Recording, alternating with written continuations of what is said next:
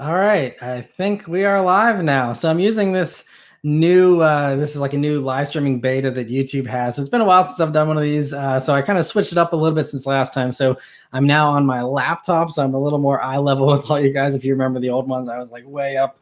It was kind of totally off. And so yeah, hopefully everything works. Let me know if you can hear me okay. And everything looks okay. Hopefully this will be cool. I'm going to try and go for maybe an hour, maybe a little bit more. We'll have to see how many questions we get and stuff. But yeah, it's been a while since we've done one of these. And so I'm excited to do this. Also, since this is the new platform now, super chat is enabled. I've never done that before, but I've seen other YouTubers doing that and stuff. So those questions, I'm going to definitely, acknowledge those ones first if we get a bunch of people in here. So if you want to, do a super chat, you totally feel free. If not, I'm going to try and answer everyone's questions as best as I possibly can. So we'll just have to see how many people will join us here. But all right, I'm seeing a few comments now. So got one question. I'll start right off here, answering some of them. So Naveen says, what's a better value for 40 grand? Loaded RAV4 limited hybrid all-wheel drive or loaded V6 Camry XSE? I think value-wise, the hybrid might be the better value because you save money on gas with the hybrid versus the V6 Camry.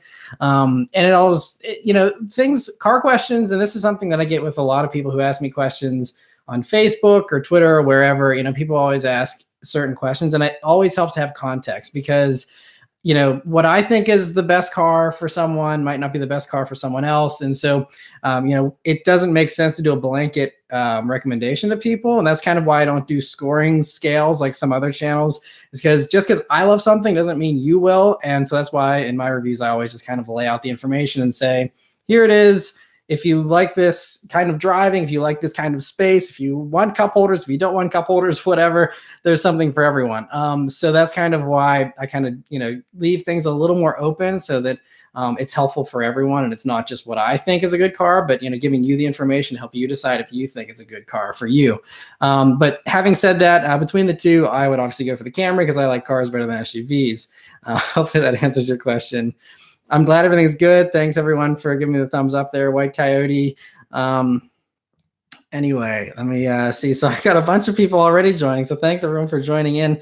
I'm just going to answer questions as I see them here. Best car to buy, Gen 2, Mazda Speed 3, or Mark 6 GTI?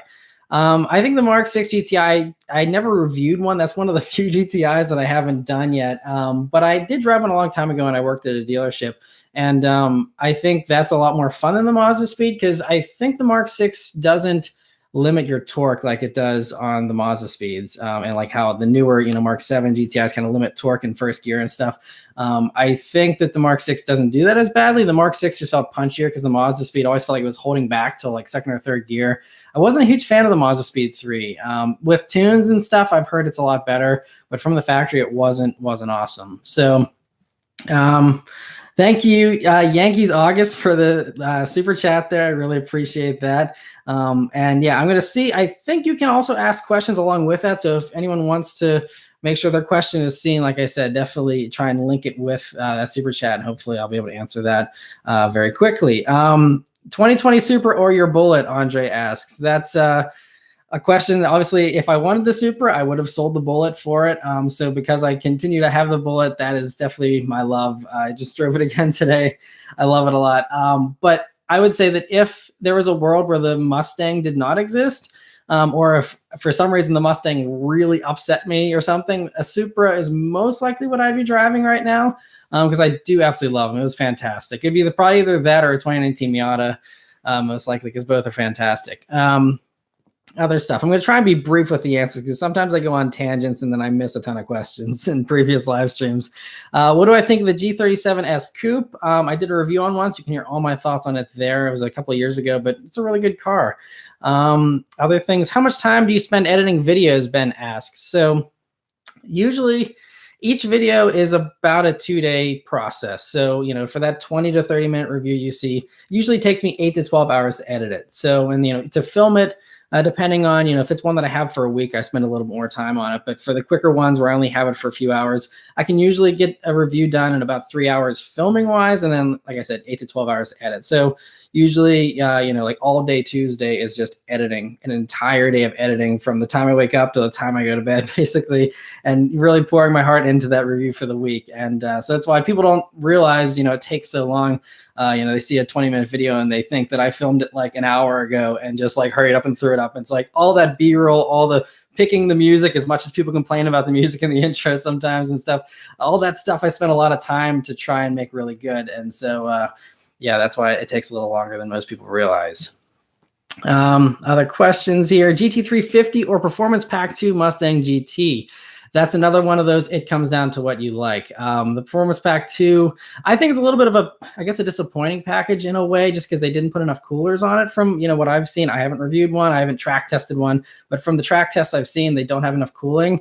And so if you plan to track, I'd probably say GT350. That also is a really fun car to kind of wring out the gears and something like that. You go to very illegal speeds very quickly. So as Shelby, with that taller gearing, I think it'd be more fun on the track than the shorter gearing you get with the Performance Pack 2. But for street driving, I think, the Performance Pack 2 is probably going to be a little bit more playful, just because you don't have to redline it to have fun like you do with the Shelby, because Shelbys don't have much power down low. But another question, going back to the Supra, someone said, new Supra or Camaro SS? Again, I personally would rather have the Supra, but the Camaro is phenomenal as well. I just not a huge fan of the visibility on the Camaro, like most people. E92 M3 or E92 M3? Good question, Angel. E92 M3. It's a great car. I love the few that I reviewed in the past. What is the most fun car you've ever owned? That is definitely the Bullet, actually. That's one of the few easy questions I can answer quickly. BRZ is a close second, I think. Fair price for a base model GT with an auto, Ben asks. That kind of comes down to where you live. That's another thing. Pricing is really hard because it depends on supply and demand in your area and stuff like that. Well, what type of season you're in currently. There's a ton of stuff like that. But generally, I mean, it's been a little while since I've shopped for Mustangs, but it seems like you can get a base GT for low 30s. It's kind of what I saw. I think like 33, 32 previously, but don't take my word for it. Definitely kind of cross shop on car buying sites and kind of see what dealers are willing to do for you. Thomas asks what my first car was. That was a 1997 Subaru Impreza Outback Sport. That was a hand-me-down. I had that for about 6 months or maybe 9 months, and then I got my 2006 Legacy GT Spec B. And I actually a while back did a video doing a Carfax on all my old cars. If you just like search on my channel for like Carfax, you'll probably see the video there. And so I kind of go into more depth on all the cars that I've owned in the past. 350Z or BRZ for daily, Tastebud asks. It depends if you ever need a backseat or not, because the BRZ kind of has a usable backseat in a pinch. Obviously, a 350Z doesn't. So it just comes down to that kind of practicality. I think I don't know. I think the BRZ is probably a little more comfortable. I think just the newer stuff in the BRZ makes it a little bit of a nicer daily driver, the newer tech, the newer safety, all those types of things. I would probably pick that over a 350, but I still do love the 350Z. Those are so fantastic. And if you're on a budget and you're looking for a good, fun rear-wheel drive starter car, I think that's one of the great choices out there currently. Which hot hatch is your favorite? Another question from Andre here. I think hot hatches, probably the Veloster N, honestly. I think that is my favorite right now. It is, it's just so much fun. I just, filmed a review a couple months ago. I'll be doing another comparison video actually here in a couple of weeks, comparing it with the 2019 Miata and kind of doing a little sneak preview for you guys here. That's going to be a fun video of just what's kind of the best car for 30 grand. Thank you, Tu Chang, sorry, for the super chat there. He asks, so since car companies are bringing back old nameplates, what would a Celica be brought back as? I think the Celica is a great name still, and it's not too old. I mean, you see them bring back old names all the time. So I think you could totally bring the Celica back. And I think Toyota's actually, they've been talking about bringing back another sports car. And I think the predominant rumor is that that's going to be the MR2, and there's been rumors that they're working on a mid-engine BRZ somewhere in Japan, and that's going to be branded as an MR2, possibly something like that. But I think it would make sense for them to do like basically a Corolla coupe, put a Celica badge on it, make it a little bit sportier. I think something like that. Obviously coupes don't sell well these days, but I think they could do minimal investment with, again, using like, Corolla bones and still have something fun and sporty in the true old school Celica fashion of, front wheel drive, little 4-cylinder, all that kind of stuff. And someone else even mentioned their Celica as a Scion TC. Basically, unfortunately, the Scion TC is not around anymore either, and that was another vehicle that I really enjoyed. Those are really cool. Tej asks, are you a fan of diesel vehicles? I'm a fan of diesel cars. I'm not big into trucks, as most of you know, but diesel cars, like all those, I don't know if you guys have been seeing all the news about those old diesel Volkswagens that are now being resold back into the market after the whole Dieselgate thing.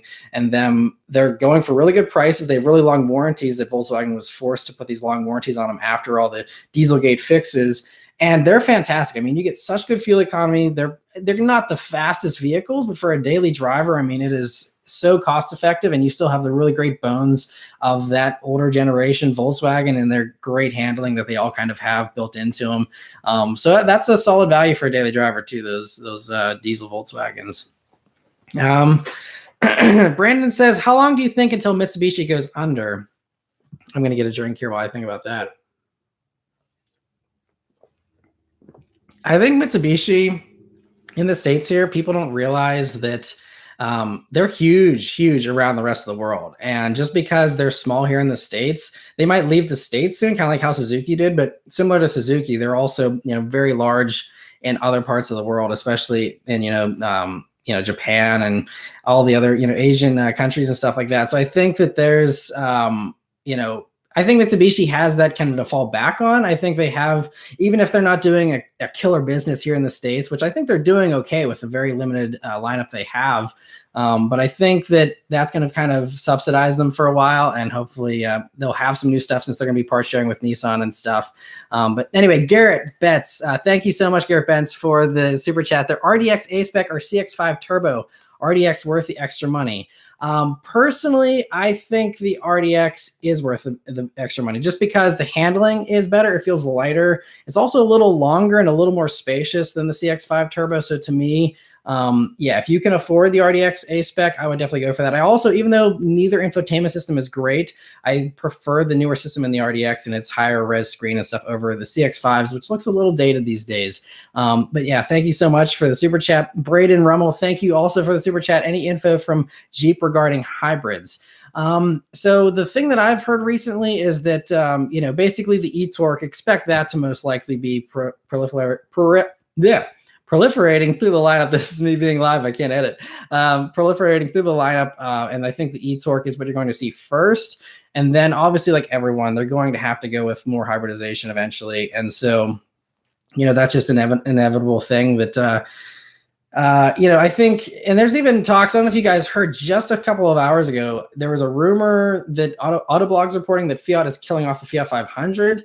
So that's kind of a surprise too, because there was talks about them doing a new electric 500, and then that was going to kind of lead the charge for FCA towards, electrification and stuff in a lot of ways. So if they're actually killing that, then I don't know what's going on with FCA and electrification, but it's safe to assume all the newest stuff's going to have some type of thing that they're going to be working on with the Grand Cherokee that we just saw spied recently, and those are all going to have some type of hybridization. But what it will be exactly is hard to say, because all we have so far is just e-torque basically, and that's it. They do have the Pacifica hybrid. That is one thing I always forget about the Pacifica hybrid. But that is one, maybe they'll just take that kind of platform with the plug-in hybrid system you have in that and just put that in everything. And then that's fine. You got 30 miles of range, just like how Volvo does with their plug-in hybrids. I think that would probably be an easy way to go. And that's something they already have, so they don't have to spend a ton of money on that. But Jonathan Johnson asks, do you miss your Spec B? I kind of do sometimes. I think part of that is because I follow the current owner of it, and she loves the car. It's kind of now her weekend driver, but I do miss that car a lot, because that's actually the car that I've owned the longest. And I think the longer you own a car, the stronger the bond gets, obviously. And so having that one for almost 6 years, I do miss it. It's just it was such a good combo. Anyone you can go back and watch the Spec B videos if you want, but it was silver with the brick red leather interior. It was just such a fun vehicle. I love that thing. It could go anywhere with the all-wheel drive and everything. It was just fantastic. But anyway, Trucker Dan Videos, thank you for the super chat there. He said, what do you think of the 2019 Sonata Hybrid? I bought one and I'm averaging 52 mpg at the pump. That's pretty impressive. That's because I think the Prius only does about that too, and that Sonata is way bigger and more comfortable than a Prius. So that's awesome. Congrats on the purchase. I've never driven one, honestly, so I have no clue, and I don't think. Yeah, it's been a long time since I've even driven a Sonata, honestly. So I did the Optima, which is obviously on the same platform, not the hybrid, but the regular one. And that was a really nice vehicle that a lot of people overlook just because, they have an MSRP that's competitive, but people would rather buy a Honda or a Toyota for the same money. But then, with the discounts, the Hyundais and the Kias can really get super competitive. And I think they're really nice for what they are. But yeah, that's impressive, 52 mpg, especially if you're at a commute that does a lot of stop and go. That makes a lot of sense. All right, let me see here. Other questions.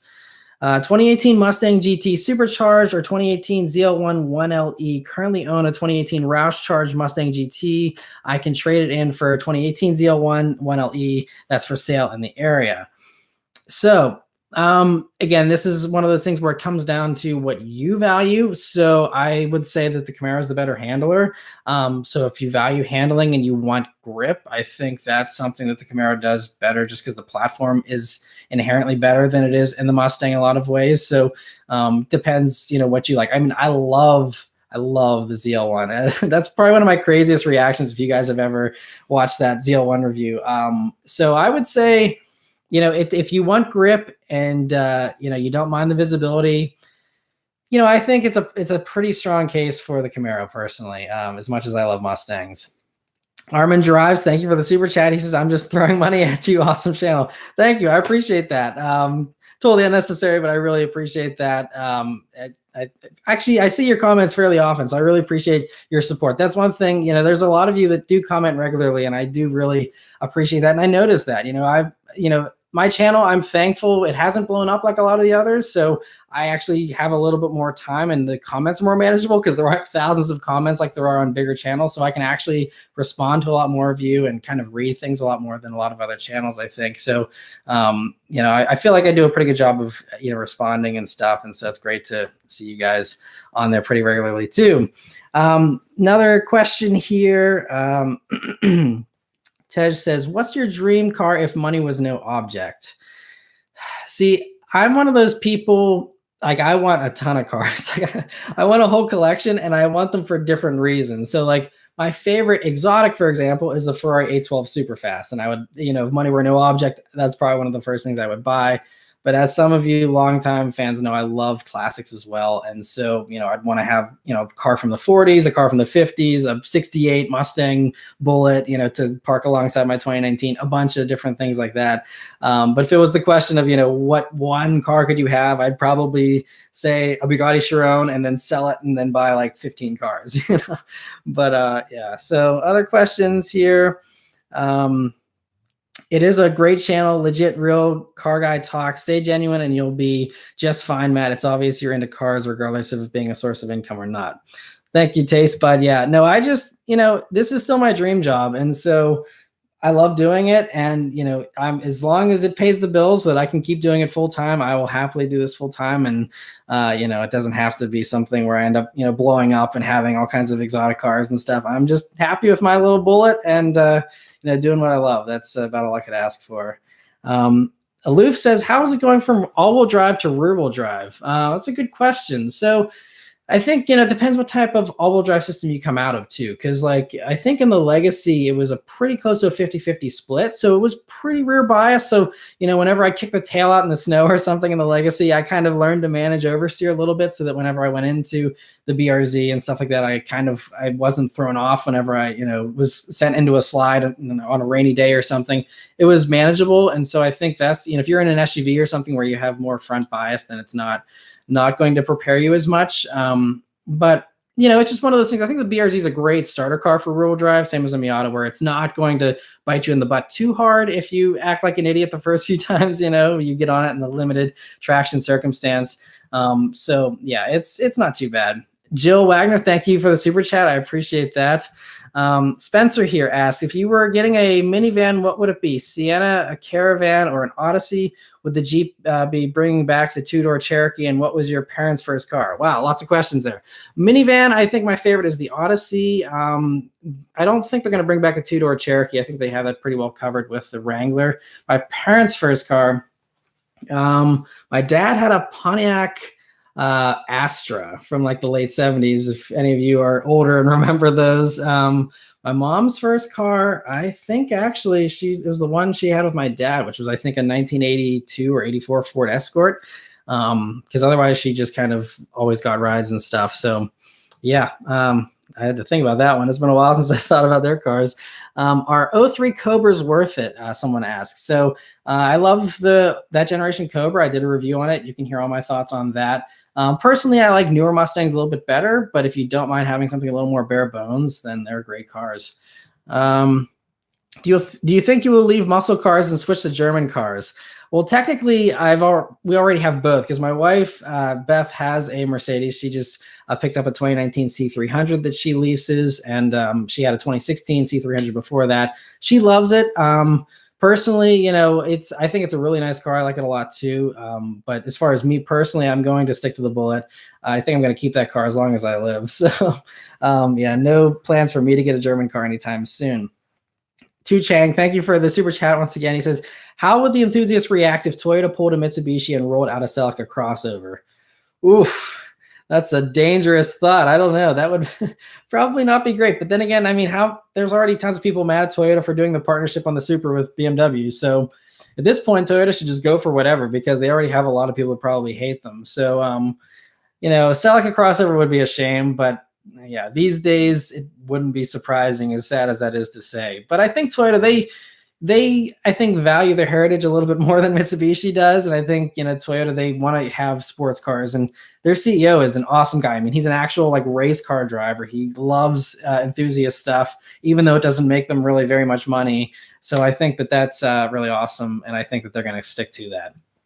Noel, thank you for the super chat there. Noel Everett, he said, I love the channel, longtime viewer. I can't wait for baby Bronco. What would your best estimate of the price of that be, equipped with similar to Trailhawk Renegade all-wheel drive off-road ability? Yeah, it's going to be very competitive with the Renegade, I'm sure. And so because of that, I would expect it to be priced around the Renegade. They might try and go a little bit. It depends on, because I haven't seen one in person, so it's saying just from the spy shots exactly how big it's going to be is tough. They might try and price it more like a Cherokee. That's the only thing I'm worried about, is they might make it a little pricey, because you have the Echo Sport, which is low 20s, and then you have the Escape, and I'm guessing they're kind of market, since this is based on the Escape platform, they'll market it as an upmarket thing over the Escape. So I would say maybe mid to high 20s for a starting price. That would probably be my guess. Now, if you're going for an all-wheel drive off-road ability kind of top of the line version, I don't think a Renegade goes much beyond 30, but I think this little baby Bronco, you could probably get something, I'd say probably low 30s maybe for a vehicle like that, but that's a total shot in the dark. Edward Enterline, thank you for the super chat as well. He says, will you drive a Sentra SR Turbo manual? I've been wanting to review one of those forever. I've been asking Nissan for a press vehicle, haven't had one in the fleet, especially the manual, because a lot of, other journalists don't drive manual, especially because these press fleets, they don't just send them only to enthusiasts. They send them to newspaper writers and other random people who don't, drive stick very well. So it's really hard to get that. So a vehicle like that, I'd probably have to wait for a privately owned one to be offered to me. And I don't have any offers currently for one of those. But if someone offered one, I would totally be up for doing it, as long as, they're within driving distance of me here. But yeah, hopefully someday, because that's like a vehicle I've been kind of curious about. It kind of slides below the radar, and no one really talks about them a whole lot. And I've heard it's not the best vehicle in its class, but it still definitely would be worth a review for sure. Shamil says, what car-related entertainment do you enjoy besides Top Gear? Grabbed. So Grand Tour is another one that I really love. Maybe that's what you meant by the Grabbed. I've never heard of that before, but yeah, I think the Grand Tour is great, and honestly, just other YouTube channels that I really enjoy. So I'm trying to think, because I don't really watch any other. I do watch like Jay Leno's Garage on MSNBC, and that's about it as far as TV stuff goes. I don't really watch Speed Channel or whatever, Motor Trend Channel, whatever they call it now. Obviously, I'm out of the loop on that. But yeah, and so otherwise it's just other, car channels like Carfection is one of my favorites. It's just really the really top, like I guess magazine based ones, and the ones that kind of have the really nice production values and stuff are the ones that I enjoy the most. Jill Wagner says, any changes from the 19 to 20 Bullet? The only change is the price has gone up for no reason at all. So I don't remember the exact amount, but I think it's around $600 that it's gone up by for some reason, which is really kind of a bummer because there's no good reason for it. But that's the only change that I know of. I know the 20 Bullets, if you're looking to have a collectible, it sounds like there's going to be way less built for the 2020 model year versus 2019. So it'll be a little more rare, but they didn't do any other changes other than that. So I think that's it. I thought there was a thing that like Wi-Fi was now standard on Fords for 2020, but I'm not sure if it gets that because from what I read, they didn't change anything at all. And honestly, if you're looking for a new Bullet, you're better off just finding a 19 that's sitting on the lot because a lot of them you can get for a few $1,000s off the sticker price now. I would go for that instead of getting a 20, honestly, and then you'll be good. Trucker Dan Videos, thank you for the super chat again. He says, do you think the C8 made the Supra irrelevant because they are priced similarly? I think the C8 is going to be a big problem for the Supra. I think if the C8 didn't exist or if it was more expensive, the Supra, I don't know, obviously it's way too early to see how it's doing sales wise, but I'm worried about the Supra because it's an excellent car and there was a lot of hype behind it. And then the C8 kind of came in and just like took all that hype. And I know there's some people that, they love the Supra. They'll never get a C8. And there's people that love the C8 that would never consider a Supra. So, there's definitely some divisions there. But yeah, I think personally, I think it's going to be tough for the Supra. I hope I'm wrong. I want the Supra to do well. It sounds like they did an interview with the chief engineer recently, and he's saying they have all kinds of versions planned for down the road and stuff. I think what I'm really hoping with the whole C8 versus Supra thing is since the Corvette is not having a manual, and I know that the chief engineer is like, quit asking everyone, we're not doing a manual, but the manual could save the Supra because if people ditch their Supras for C8s or whatever, I know multiple people who have the money who said they would buy a Supra if it was a manual. I know many of you have said that. And I think all the pieces are there. It's a BMW, powertrain. You have several different BMW manuals to pick from.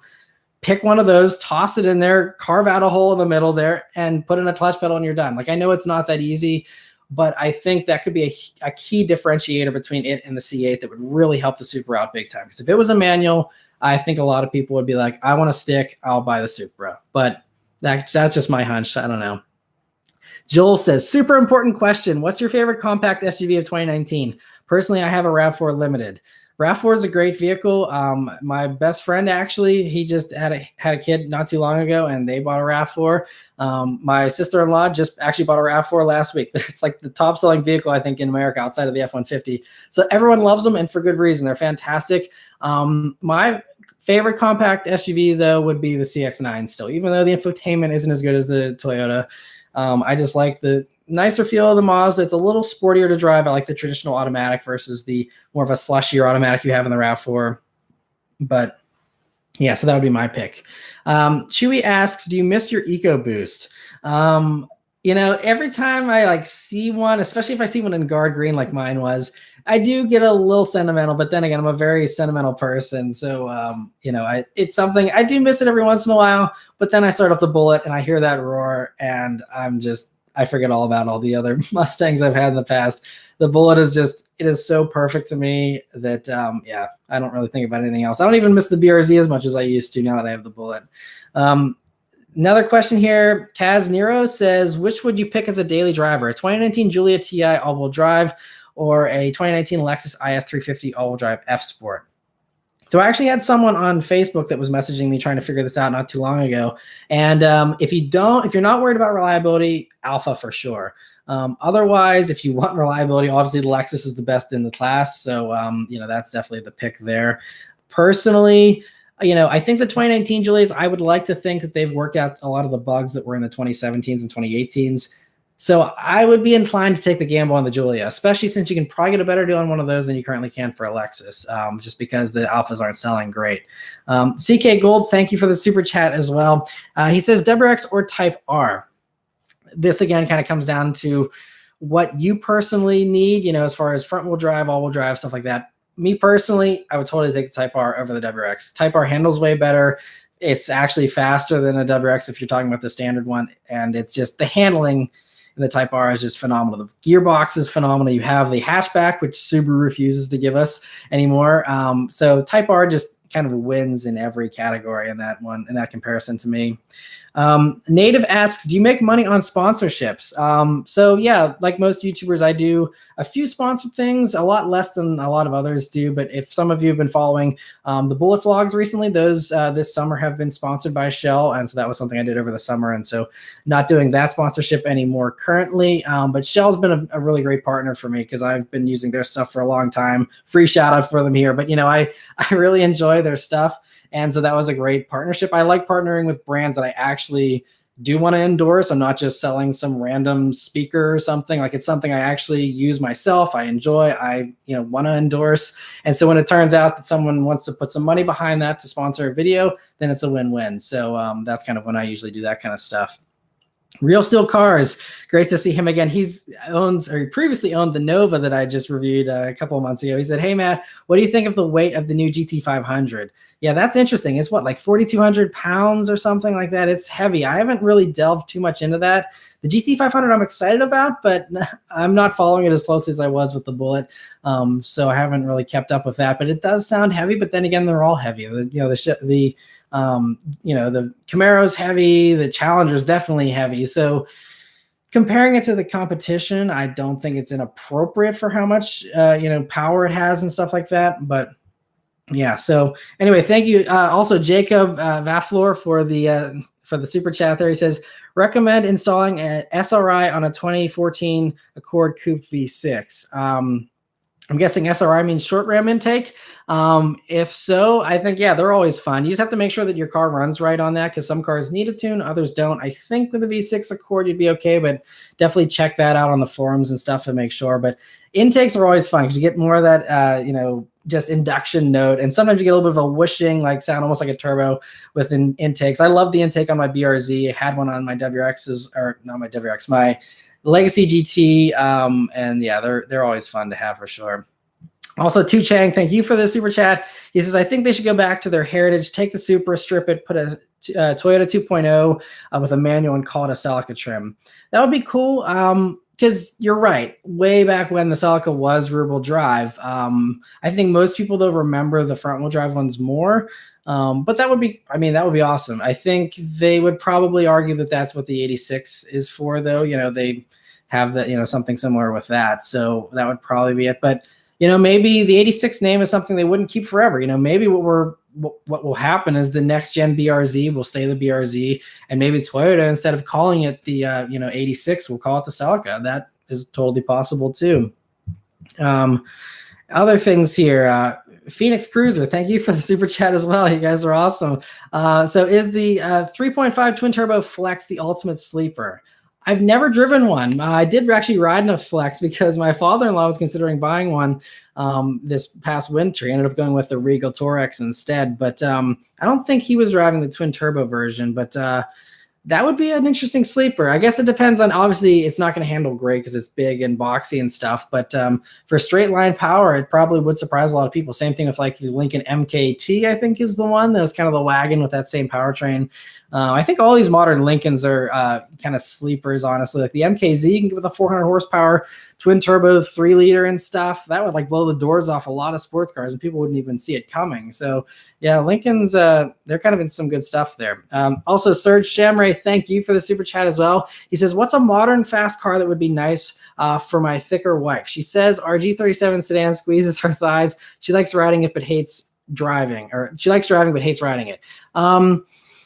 So I think one thing that I've noticed with the Dodge Charger actually, and the Challenger, is they do have wider seats. And I think compared to the other muscle cars, actually, they do have nice wide seats. And that's a vehicle where it still has good bolstering, because you can obviously go for like standard normal vehicles that don't have much bolstering, and then you have a more comfortable seat, if you need more space. But I think with the Challenger and the Charger, it's a sporty seat, but it's still a little bit wider. And so they also have a lot more interior space, like the Challenger and the Charger versus Mustangs and stuff like that. So if she wants a sedan, you're saying G37, you can get, the rear wheel drive with the Charger, or all wheel drive, if you go for the V6. But I think the Charger would be a great choice. Definitely check one out and, see if she likes it.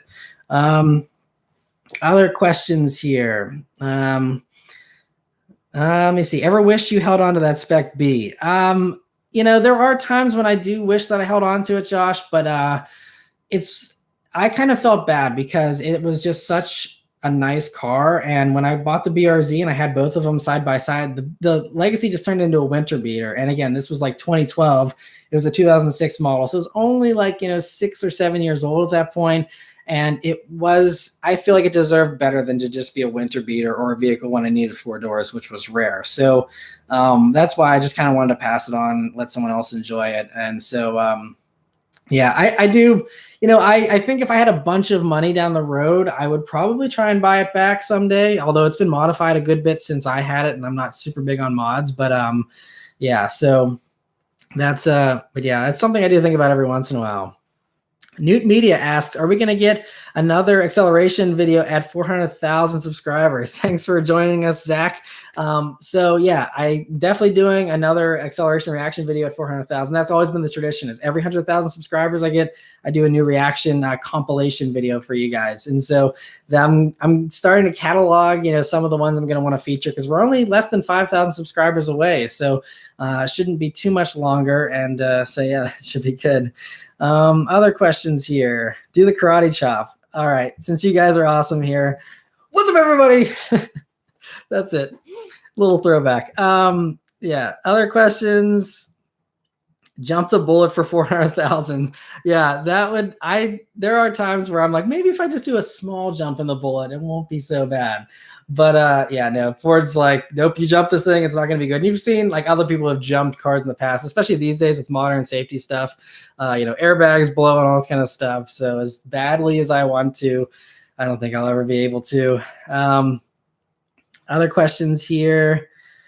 Levanti says, hey, Matt, a girl totaled my 2015 Kia Optima SXL. I'm looking for a newer car. I was looking at the 2017 Ford Edge Sport and the 2017 Nissan Maxima Platinum. Which one would you choose? Probably the Edge Sport, but I'm not in love with either vehicle, honestly. So it kind of depends on, again, what your needs are versus SUV versus sedan, stuff like that. The Maxima, just having a CVT in those is a little bit disappointing. I'm not a big CVT fan. If you're just looking for a comfortable cruiser, though, I think it's a great choice because it is nice and comfortable. It's got power. It just, isn't great on a back road and things like that. I mean, it's not bad. And the brand new one I just reviewed is better for sure. But not totally in love with those either.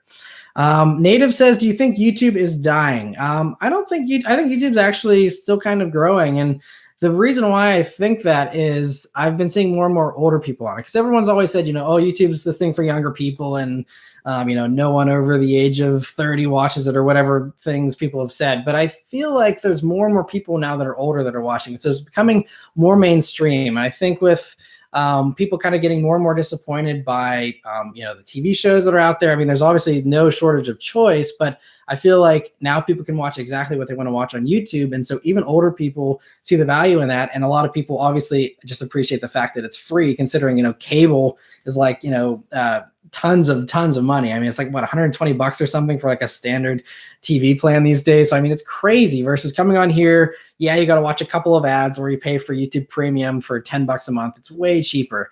But yeah, definitely not dying in my opinion. Garrett Bentz, thank you for the super chat again. He says, Stinger GT all-wheel drive now or wait for Golf R Mark 8? That comes down to how much space you want and how much a heavier car annoys you. So the Stinger GT definitely has a little bit of a weightier feel to it, but I think it handles phenomenally well. And I think the Golf R is a little bit smaller and lighter. Obviously, it's a lot shorter of a vehicle. If you are going to appreciate the long hatch that the Stinger has, then I would definitely go for it.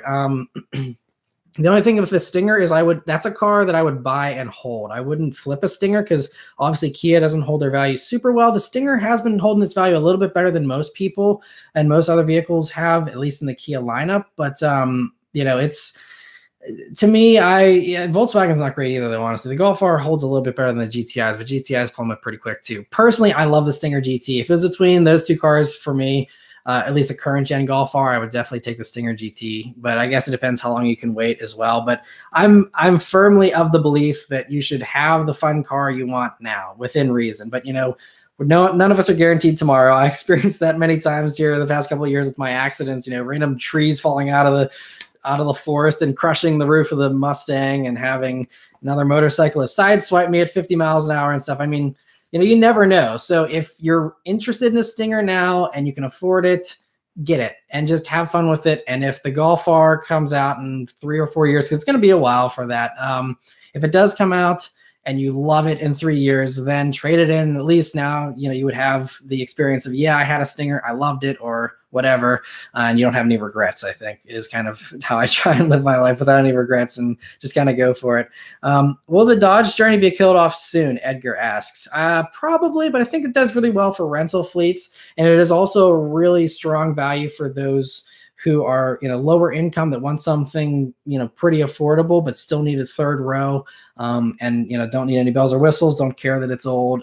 So that's kind of similar to the Caravan. I think Dodge is trying to kill off the Caravan, but no one wants to make the jump up to the Pacifica in that price bracket because you can get a Grand Caravan so much cheaper. So anyway. Other questions here. Gerald Matthews says, who is upset that he won't answer your question because he hasn't answered none of mine? As being a 13-year-old, I'm kind of excited for a YouTuber to answer my question. Sorry, I haven't. I'm trying to keep up with them as best I can, Gerald, here. If you have a question, definitely I'll try and answer it here. And the super chats are the best way to do that if possible. Rithik Patel says, do you think the next gen Mazda 6 will be rear-wheel drive? I don't know. There's been that talk about them kind of dabbling with that. I think it's the next gen Mazda 6 will definitely have an inline 6, which is really exciting. That's, I think, the coolest thing that we've actually seen from leaks and some of the, predominant rumors and stuff. So I think that is a guarantee. The rear-wheel drive is tough. I think it might be, obviously it would be a rear-wheel drive with an all-wheel drive option type thing, because there's a lot of people that just will never consider a rear-wheel drive vehicle in the mainstream market.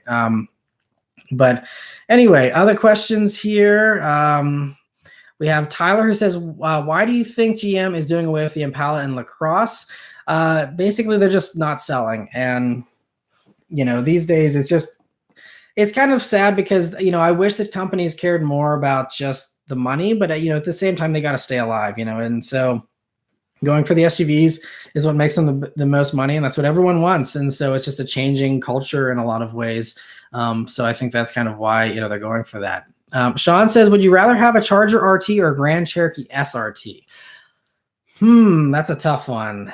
Personally, see, I feel like for the price of a Grand Cherokee SRT, you could totally do better than a Charger RT. You could do like a Charger, at least one of the 392s or one of the bigger engine ones.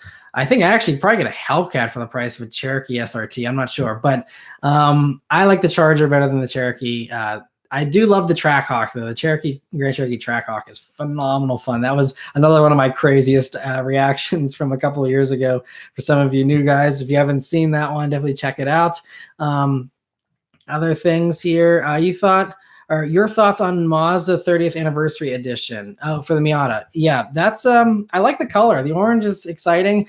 I think it's pricey though. That's the only thing about it, is it is definitely pricey. Trucker Dan Videos, thank you for the super chat once again. He says, I have to go, unfortunately, but if you ever come to Arizona, I'd like to offer my Sonata for you to use for a review. Drop a comment on a video of mine and we'll make it happen. I really appreciate that. Thank you. Yeah, I might be going to Arizona for a press drive here in October, but I'm not totally sure. But definitely, something I'll keep in mind. Thank you for that. And thanks for hanging out in the live stream here. Tu Chang, thank you for the super chat as well. Again, he says, would the Nissan IDX be a success? So I think the IDX could be, but I think Nissan will never do it just because they won't. And so as much as I'd like to, I don't think it's going to happen. I think Nissan's kind of in another one of those survival modes. Their sales have been low and stuff like that, I just don't think they can afford to do an IDX, unfortunately. One second, guys. I got to respond to a text here.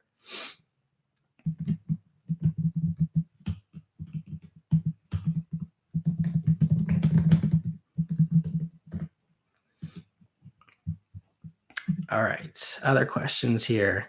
Long Feather says, motorcycles, Matt, will it happen? You will love the thrill or just dangerous, too dangerous for you? Yeah, that's my problem with motorcycles. I actually had a friend who's a doctor back in the day who called them donor cycles, and it's not that I don't want to ride a motorcycle. It's just, and I don't know if I'm worried about like even myself, because I feel like if I took it easy on a smaller bike or something, I'd be okay.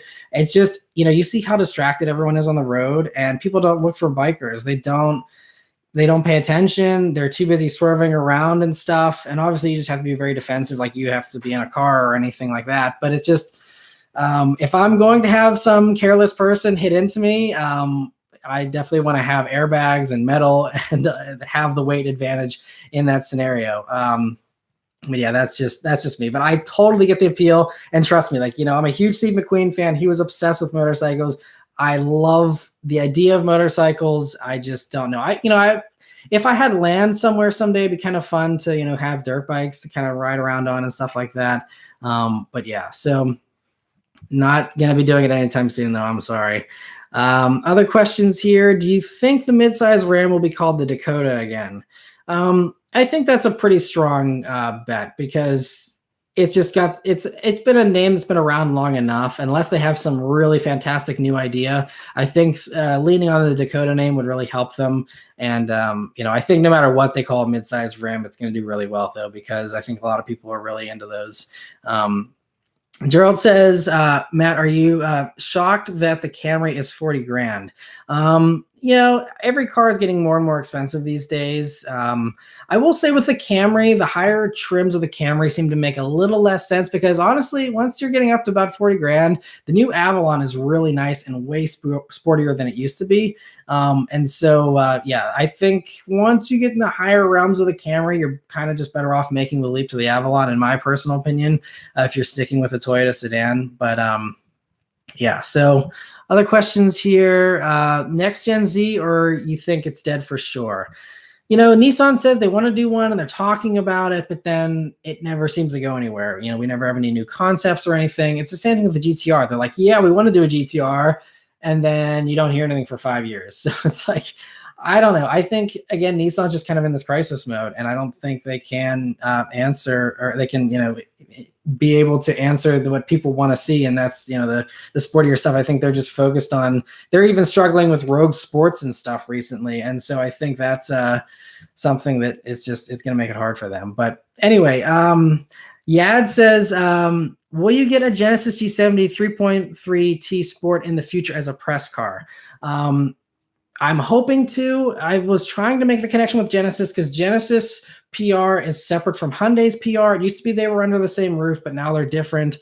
So I need to make that connection to hopefully get the press vehicles from Genesis, because I did do the quick drive video on the the G70, and I really enjoyed that, but haven't been able to make that connection to then get over to the press vehicles for them. So I'm hoping that someone just, a private owner offers one, so that I can review it quicker that way. But yeah. Sean G, thank you for the super chat. He says, next gen BRZ FRS wish list. Personally, honestly, I think everything, or a lot of the things that I wanted in the next gen BRZ and FRS kind of were given to us by the Supra. I think, especially if they brought the turbo 4-cylinder Supra that's in Japan, if they brought that here to the States, I think that would really kind of be a great next level up for people who want a BRZ sized vehicle. They don't mind a little extra weight and having, the power. I think it's like 250 horsepower there with the 2-liter Supra in Japan. I think that would be kind of like what I would want out of a new BRZ. I think a BRZ would be phenomenal for the next gen, with maybe 50 to 70 more horsepower is all it needs, in my opinion. Keeping it light is important. Honestly, the styling and stuff is great, so I wouldn't even mess with that a whole lot.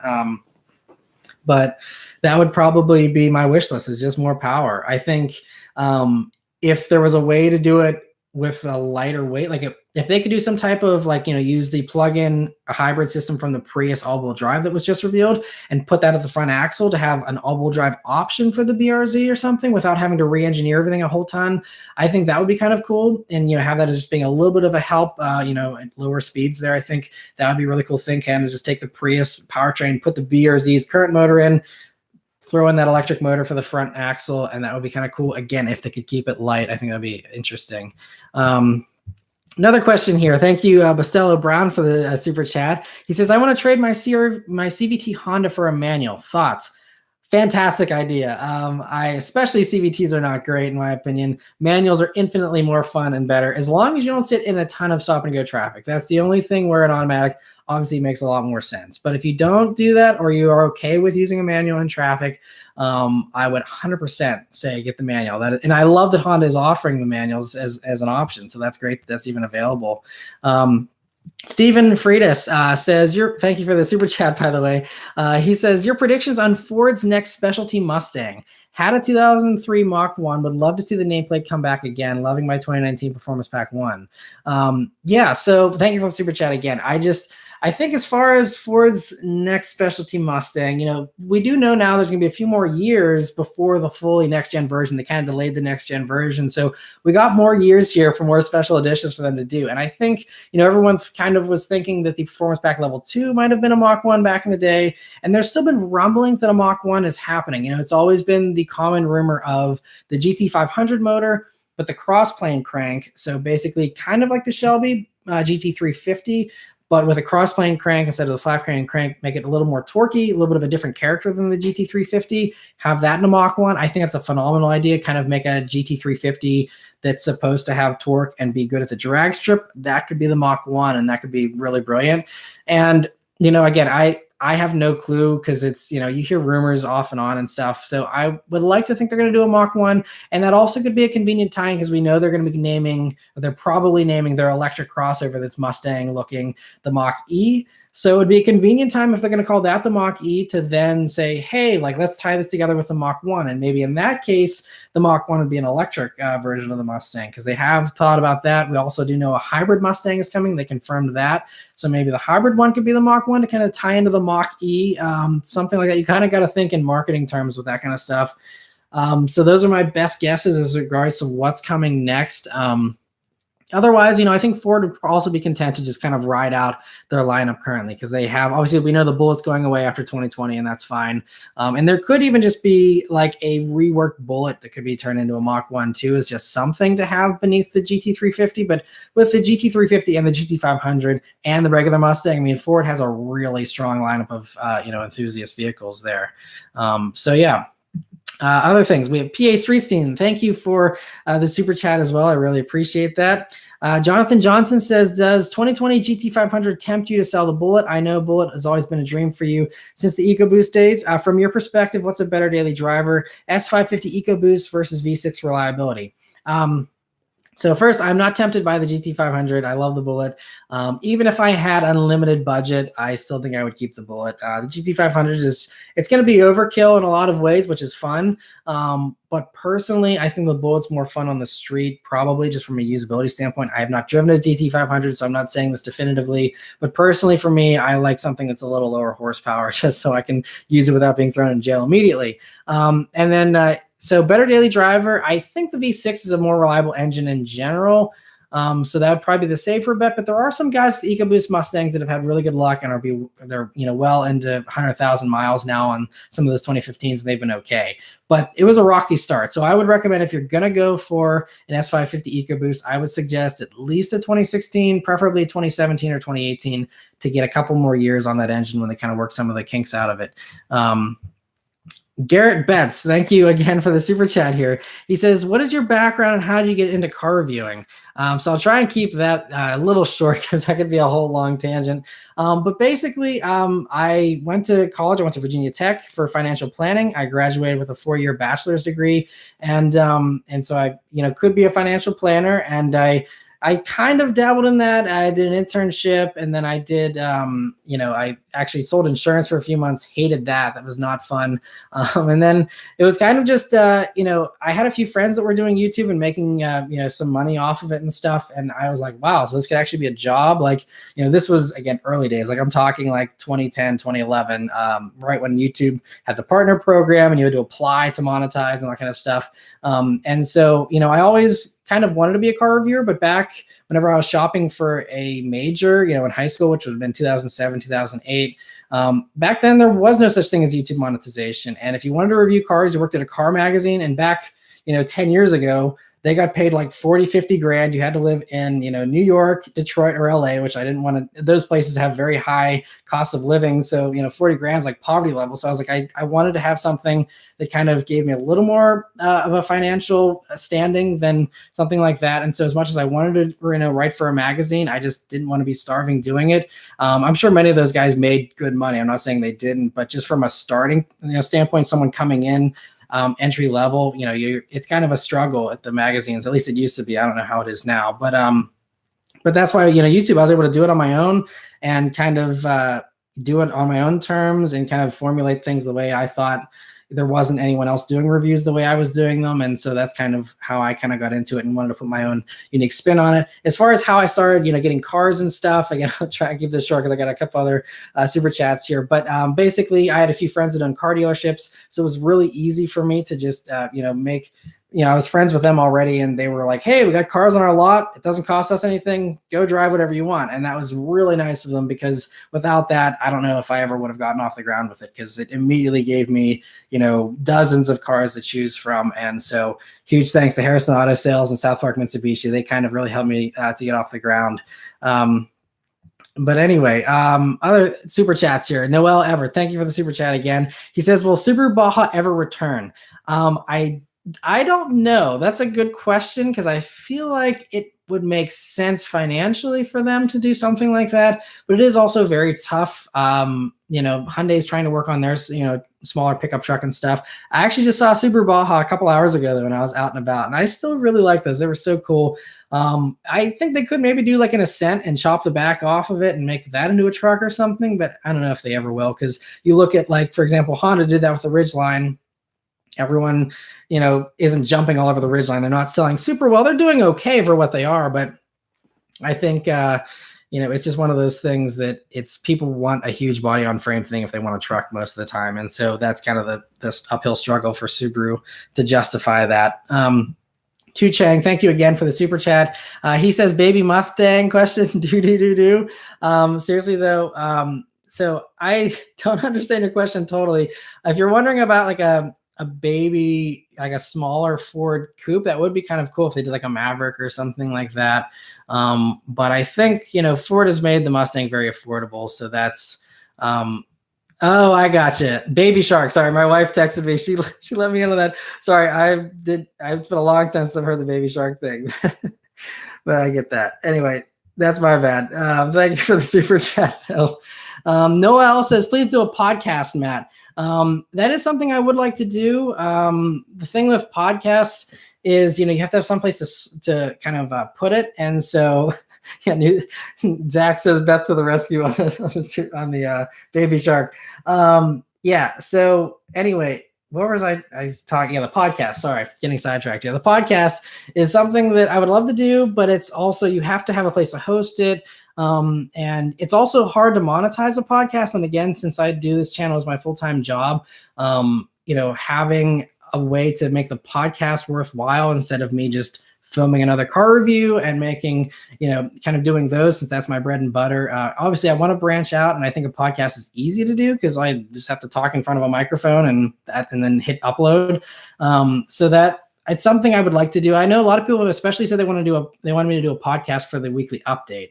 And so that would be something that would be fairly easy, just because I would just have to re-record it, because a lot of times I'm like, yeah, look at the front end on this car, and that wouldn't make any sense on a podcast. So if I instead kind of reword it and just kind of film the weekly updates twice and just do one for a podcast, I could do that. It's just, again, it kind of would then take away from the weekly update videos. And again, since the whole purpose is to try and, keep the YouTube channel going and stuff, I just would have to find a way to, find either a sponsor that could, kind of sponsor those or something like that, to make sure those are worthwhile. But I do want to do a podcast.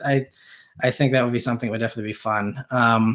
Other questions. Jay Hammond says, "Hey Matt, thoughts on a 2012 to 2014 C63 AMG Performance Pack with SLS forged internals and lightweight connecting rods, rather than my Stage 2 2013 WRX? Would do full bolt-ons on the C63 with a tune."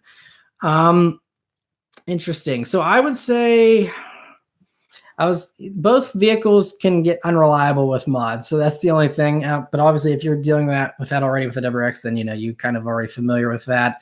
I think the C63 sounds phenomenal. Not that a WRX sounds bad; they sound really good too. But if you don't mind the higher maintenance costs, because parts are more expensive for Mercedes and stuff, but if you don't mind that, I would probably go for the C63. I like that generation, especially the front end on them and stuff looks really good. So I'd probably go for that.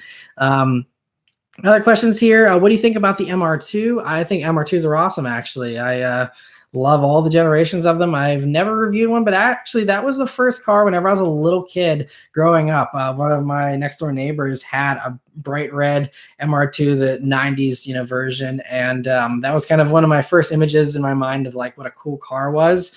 And so I always kind of look back at them with a fondness, especially that generation in red, for that reason. Beck says, "Do you think there's going to be a Hellcat Durango?"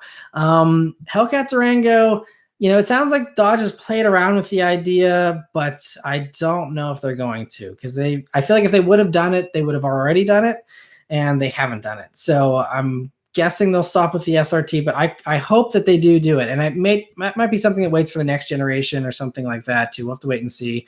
But I don't think there's been any rumors of that whatsoever. I think the next Hellcat powered vehicle to come is going to be the Ram 1500. What is it? T-Rex, I think is what they're going to be calling it. That's been spied recently. And so you got to look at the spy shots, because that's going to tell you what's coming in the next year or two. If they aren't testing it yet, then you're not going to see it for sale for a long time, because, that's just the way product cycles work. They got to test stuff. So if you're not even seeing it testing, it's going to be a long ways off. So I think the Ram's the next one that's up for sure. Other questions here. New SRT4 or SRT6?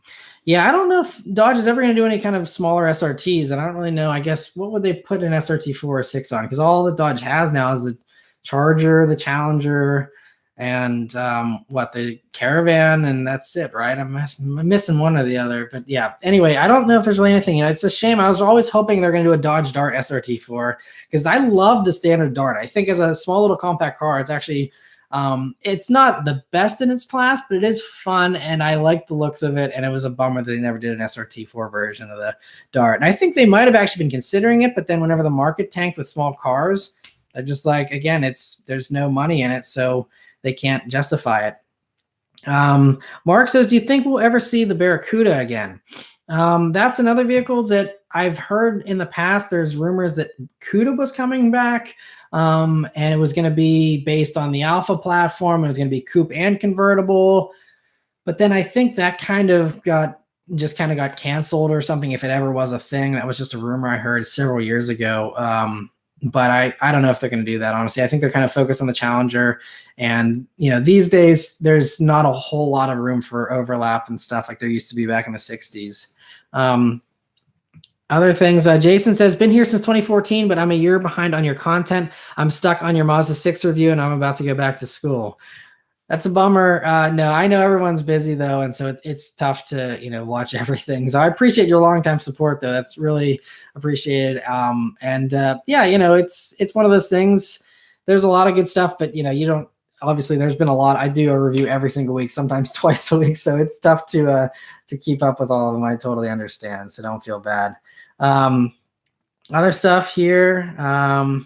Aziz says, "Hey, hi Matt. What's your opinion on people starting their own car YouTube channel?" Thank you. So yeah, it's that's the great thing with YouTube is there is no barrier of entry. Unlike that's why, like I said, why I started doing my reviews on YouTube instead of working for a magazine, because I could just do it on my own, be my own boss, do things the way I wanted to do it, and that's it. So yeah, I think it's great. It's one of those things, I think as long as you don't just try and be a copycat and you have a unique spin, because I think it's getting a lot more cluttered, and there's a lot of people that are just trying to do the same thing that a lot of other people are doing. And I think that, that you can still grow. And there are some channels that have kind of copied the format of other channels and have still been successful in some ways. But I think if you can do something unique, that's really the best way to stand out, because it is so hard to stand out these days on YouTube. But if you can do something that's different, that switches it up, that gives you a fresh take, that's how you see some of the most successful guys out there, Doug DeMuro and stuff like that, who have, really blown up. It's because they do things differently and they have a different personality. And so I think, if you can find a way to be unique with it, then I say 100% go for it for sure. Anyway, we have Noel Ebert here with another super chat. Thank you. He says, why no Jimny in US? Crash standards, it sell. I think if Suzuki was still around, they probably might have tried, but I think the biggest issue is the crash test standards. I think you're absolutely right. It's just, there's no way I think that vehicle will do. I think they even, the Euro NCAP or whatever did their testing on it, and I think it did pretty bad. So yeah, I think it's just because it's so small, honestly. It's just, there's not a lot of space to package, all that kind of stuff that you need for US crash standards. Excuse me. So I think that's probably the biggest problem with it, because I know there's a lot of people that love them. And I know Wranglers are getting expensive. So if someone could come in and do a half price Wrangler, it would probably sell like hotcakes. But yeah, I don't think there's any potential there, unfortunately. Other questions here. Best movie car chase scene. I'm biased, but Bullet. No, but there's a lot of other good car chase scenes. One of my favorites is the Transporter car chase in the first Transporter movie with Jason Statham. I love that chase. I thought that was super cool. And way back when that movie kind of first came out or was recent, this is showing my age a little bit, but I had a PlayStation Portable PSP, and I downloaded that car chase, and I would watch that over and over again on my PSP back in the day. It was great. So I'd say that's probably one of my other favorites outside of the Bullet chase. Cody says, will the 2020 Corvette ZR1 change what we love about Corvette? So I think, do you mean the 2020, like the C8 Corvettes? Because the ZR1 is definitely not going to come for probably another 3 or 4 years at the earliest. But, I think the mid-engine Corvette is it's going to change it a lot, because everyone's so used to, front engine and wheel spin like crazy and stuff. And you're not going to have as much of that with the mid-engine setup. So I think it's definitely going to be a big change, but obviously there's plenty of C7s and earlier for those who want an old school Corvette experience. I think they can still get that, and the deals right now on C7s are phenomenal for sure. So definitely no shortage there. Another question here. Jamon says, Matt, do you currently have a press car? I don't have one currently. It's been a couple of weeks since I had one. I had the Wrangler, actually. So if you follow me on Instagram, I had the Wrangler 2.0T, which I'll be posting this Wednesday, a review on that. And that was actually really surprising. I really liked the 2-liter turbo in the Wrangler. I think it actually is a little bit of a Cliff Notes little teaser here.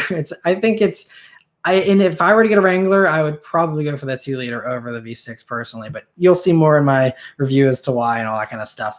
Shamil, thank you for the super chat. He says, is the Acura TLX A-Spec with super handling all-wheel drive a legit corner carver or still soft?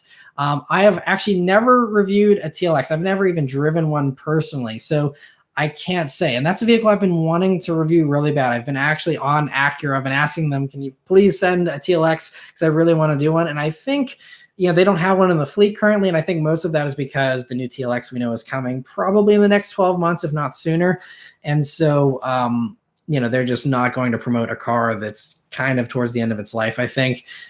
So I'm not sure. I'm going to have to try and track down a TLX, or maybe someone will offer one to me someday. Because that's a car that a lot of people ask questions about, honestly. And I wish I had an answer. I have never driven one, so I have no clue. Newt says, get this man a TLX. Yeah, anyone near the Pittsburgh area, if you want to offer one, definitely let me know. Send me a message on Facebook or an email. All that stuff's in the comment or in the description if you want to reach out and offer anything. We have Robert here says, there was something I seen a while ago on the internet about the 2022 C8 Corvette. Is there any way that's possible? Because to me, that's just too soon. I think a lot of people are attaching future model years to like the Z06. Like in my weekly update, I called it a 2021 because that's most likely when it's coming, although it's not been confirmed. But, so I think people are kind of just forecasting out. And so they're just putting those, later model years on it just to, make it seem a little more believable. But no one really knows what's going on in the next couple of years, aside from all the speculation like I covered in the weekly update.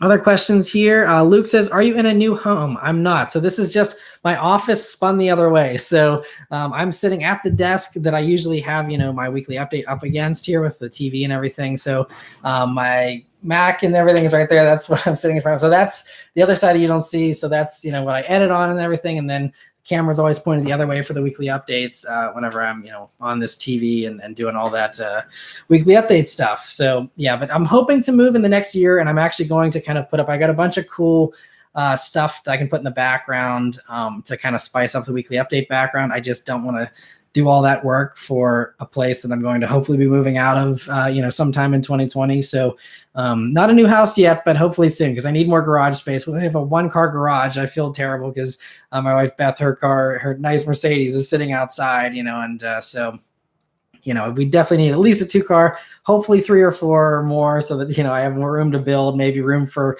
a project car, or at least room for all the other cars I want to buy. And Zach, he's an old time fan. He says, I missed the blue room. Only the OG subscribers remember the blue room. That was now 4 years ago that I moved out of there. But yeah. Anyway, Will says, do you know anything about a facelift for the 2020 M4? The M4 is going to be all new, so it's going to be on the new 3 Series platform, same as the new M3. So nothing. I think it's going to be a 2021 model year. So I think that's going to be when that's coming. So there's nothing new for this current gen M4. So I think anything new for the M4, you're going to have to wait until the next gen, which I think was rumored to be, at least the new M3 was rumored to be revealed at the Frankfurt Motor Show here in about a week or two. I'm not sure if that's going to happen or not. It's either that or Geneva, which is in March of next year. So it should be sometime around then that it'll be something new, hopefully for the M4. Chris says Challenger plans for the future. I'm not sure what's going on with the Challenger. I think, all we've heard so far is that it's going to be more hybridized for the next generation and that it's going to keep its retro looks. So those are really the only 2 things we know. It sounds like it's going to be a couple of years off still. I think 2022 calendar year is what they were throwing around possibly. So still got a couple more years in the Challenger with the current generation for sure. Corey says, will you be doing a review for your wife's new C300? We are planning on doing something this fall with that. I know it's been a little while since she got it back in May. But yeah, so definitely something that we're planning on doing here this fall. And another question here. Brandon says, should you wait a year to buy the Corvette? I think that's probably a safe idea. Just because there's a couple of things I'm worried about with the C8 Corvette. You have a brand new dual clutch transmission, and as Ford has shown with the Fiesta and Focus and some other stuff, it's other manufacturers have struggles with dual clutches in the first year or two, and so especially in a car that's only 60 grand, it's going to be. I think that's my biggest concern is the dual clutch in those, because that's the only thing that's really totally all new. I mean, they've made some tweaks to the engine and stuff, but I think maybe waiting a year to let that transmission stuff get worked out would probably be my bet. But again, it could be 100% bulletproof from the factory from day one. I could be completely wrong. I'm just, if it were me, that's one of the reasons why I'm not jumping all over a first model year C8 for sure. Other questions here. Have you ever drove the 1977 Pontiac Trans Am? I have not, but that would be awesome for sure. And I actually, while we're on the topic of old muscle cars, I did film a bunch of awesome stuff. If you've, again, follow me on Instagram, I gave a little quick teaser on an Instagram story about 4 or 5 days ago of some old stuff that I filmed, and I'll be posting that over the winter here. So there's going to be a bunch of older vehicles, and a few of them are older muscle cars over the winter. They're going to be really fun.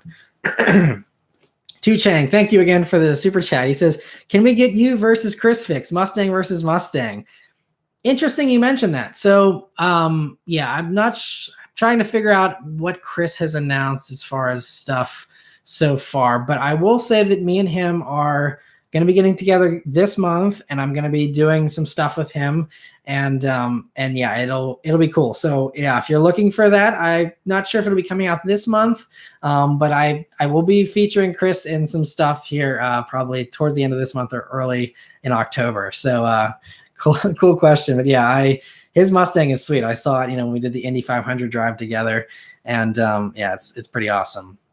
Zach says review his Hummer. I don't know if I'll be able to do that at this thing that's going on, but I'm hoping to maybe review his Hummer eventually for sure because it's sweet. I did get a ride in it actually. If you saw on my Instagram post, whenever I posted up, whenever he came through Pittsburgh on his drive home in the Hummer, I actually did get to meet up with him and go for a ride in it. And that is one of the craziest vehicles I've ever ridden in because it's just so far away. Like you have 3 or 4 feet in between you and the driver, and the passenger. So it's like, reaching over to try and hit him in the arm or something. It's a really, really wide vehicle. It's kind of funny.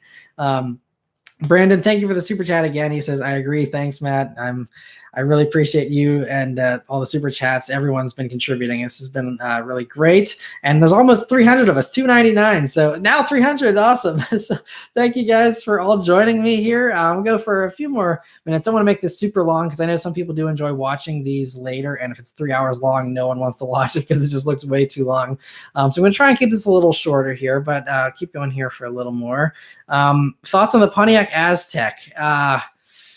I still don't think it looks any better than it did 10 years ago when everyone hated it. So yeah, I'm not an Aztec fan, but never driven one, so I can't say anything more than that really. Jake says, what brand is in the zone right now for cars? Seems like a lot of love for Mercedes now. How about the other brands? Jeep is in the zone right now. They are on fire and everyone wants a piece of the action. That's why there's like I talked about in the weekly update, Toyota's kind of coming out with some type of Wrangler or Cherokee type competitor possibly. And then you have obviously Ford with the baby Bronco. I mean, everyone's trying to get into that space right now because it's just so hot and Jeep is killing it. So I think hands down, they're kind of one of the strongest brands right now, I think personally. So Naveen says Charger RT Scat Pack or Stinger GT. That depends on, I guess, what kind of feel you like. Stinger, if you want handling. If you want straight line power in the V8, go for the Charger. Personally, I would rather have the Stinger because it's still plenty of power, and I think it's a little easier to live with. It's a little newer, more luxurious, and I appreciate all that kind of luxury stuff, so I'd probably go for the Stinger. Anthony says, Matt, BMW 335i and 54 thoughts, please. 335. So I did a review on a 335. I don't remember the BMW vernacular for N54. I think that might be the generation that I did. I did a 335 review several years ago, but it wasn't the sport package. And apparently that makes all the difference because the 335 that I reviewed, even with a stick, was kind of a sloppy suspension handling vehicle in my opinion. But I've heard they're much better with the sport package. So I would definitely want to try one of those before I make it made some kind of recommendation. But personally, I'm not in love with the current / kind of previous gen 335. The brand new one I haven't driven yet either, but I've heard good things about those. Other questions here. EcoBoost Mustang or 2-liter Camaro? Personally, I like the EcoBoost Mustang. The 2-liter Camaro it's okay. I mean, it's enjoyable still and it's punchy, but I think the EcoBoost is a little punchier down low. And I think Ford just did the turbo motor a little bit better than Chevy did. I think I do love the V6 Camaro though, which is pretty similarly priced, and I love the sound of that over an EcoBoost Mustang. So if you are going between Mustang and Camaro, I would probably recommend the V6 Camaro if you want something brand new, since Ford discontinued the V6 Mustang, because I think the V6s just sound better, and that's something that a lot of people enjoy is the sound. Other stuff. The one Kia says, Mr. Moran, do you believe that Ford is successfully replacing the Coyote V8 with the EcoBoost V6 in the F-150? Do you think Ford will try to do so with the Mustang? I think they're doing that really well with the F-150, and I think that's because it makes a lot of sense for a truck. For the Mustang, I think that Ford very much respects Mustang fans, and they understand what Mustang fans want, and they have a really good marketing and social media thing. They really understand the Mustang community, and they know that a V8 is key to that. So I think the Mustang is safe with the V8. I think it's going to keep a V8 as long as they legally can keep a V8 in it. And so it might be the Coyote for a long time or something. I don't know how much investment they're going to do in a new gen V8. But I think that the V8 is here to stay in the Mustang. I don't think I'm too worried about that. Will says, do you see all vehicles eventually moving to electric? I mean, I think most vehicles, yeah. I mean, obviously, there's going to be outliers. There will be some that still will have gas engines, and even if it turns into something where in the distant dystopian future, you're not allowed to have gas engines or whatever. Even in that case, there will still be people who have them as track cars or on private property or whatever, and kind of do that. So, I mean, it's going to be a long time before I think gas engines are completely gone, but I think as far as normal commuter vehicles and things like that, I think definitely the gas engine is on its way out. But, one of the things, you always see headlines and stuff that say everything's going to be autonomous and electric in 5 years and stuff. And it's like, no, like you have to remember that the average car on the road, the national average in the United States is a 12-year-old vehicle. So that's the average. There's some that are older than that, obviously some that are newer, and that depends on where exactly, but the national average is 12 years. So the average car is 12 years old. So now you think about, okay, wait until everything is electric and everything is autonomous and how far away that even is. And then wait 12 years after that distant date for it to become affordable for the average used car buyer, and it actually becomes the average in America. So I think we have a long time before we got to worry about gasoline dying out and stuff like that. So I wouldn't worry. Florian says, Giulia Quadrifoglio review, please. I'm desperately trying to do one. I will. So I did do the Stelvio Quadrifoglio, and that's worth watching to kind of get my thoughts on that engine and stuff if you're curious. I do have someone who offered one, but they're a little far away. I'm hoping to review one eventually, but haven't had an opportunity yet. Zach, thank you for the super chat as well. I really appreciate that. He said, well, big thunderstorm coming. Was nice to join you for another live stream. See you around. Awesome. Yeah. Hopefully I see it at Cars and Coffee or something here sometime soon. I'm going to try and do one more before the fall and everything gets cold and stuff. But yeah, hopefully I get to see you around. Haven't checked out his 350Z yet either. He has, if you go follow him on Instagram, he has a 350Z. It's pretty sweet. And used to have a WRX, but I definitely want to check out the 350Z sometime. Other stuff here. Do a couple more questions here. I'll probably get going, especially if there's a thunderstorm coming. I don't want to like lose power in the middle of this or anything. Thunder Buddy says, hey, I have a straight pipe 2014 Elantra Coupe. Would you be interested in reviewing it? Interesting. I've never done an Elantra Coupe. Definitely send me an email and we can figure it out. I usually try and stick to mostly stock vehicles, but if it's only an exhaust and nothing else, that could be something interesting, to review on the channel. And everyone else can feel free to chime in here, all 302 of you. Let me know if you want to see an Elantra Coupe review of a straight pipe one. That would be interesting. Nick says, what do you do for a living? I do YouTube full time. It's been my full-time thing since 2015, and I'm very fortunate that I'm able to do it full time, and that it pays the bills, which is awesome. Other stuff here, Zachary Jones says, thoughts on the 2007 Monte Carlo SS, because no car enthusiast never really talks or never heard of this unique vehicle from General Motors. I always thought the Monte Carlos were kind of cool, and the SS ones, I'm not super up on them, so I'm sorry if I don't get all the info right, but I think those had, at least at one point, a supercharged V6, which is pretty cool, right? And so those, I would totally be up for doing one of those. The problem is a lot of those haven't been maintained, and a lot of them don't seem to have lived as long of a life as other vehicles that are from 2007. I very rarely see a Monte Carlo, at least around my area. But if someone had a nice clean one in good shape that they wanted to offer, I'd love to review one. I mean, I love some of the older GM stuff. I mean, really old stuff like the GMC Cyclone I just did. I love GM has some really great stuff. So totally love giving some limelight to those vehicles that other people try and just don't pay attention to. Alexander Mills Sr., thank you for the super chat as well. He says, you and Doug DeMuro do something together. I think he's currently, doing a long vacation for the summer. He's traveling the world or something like that. But I totally love to do something with him. He seems like a very funny guy. I've never met him before, but he seems, really nice. But he's a very busy guy as well. So, I don't know if he'd be up for doing something with me, but I'd totally be up for doing something with him if the opportunity ever presented itself. All right. Rafi says, Civic Si or Type R? Definitely the Type R if you can afford it. Hands down the better vehicle in every single way, basically. Other stuff here. Jake says, I've got access to an 83 Plymouth Scamp with 300 horsepower. Too bad I'm not near you. That would be awesome.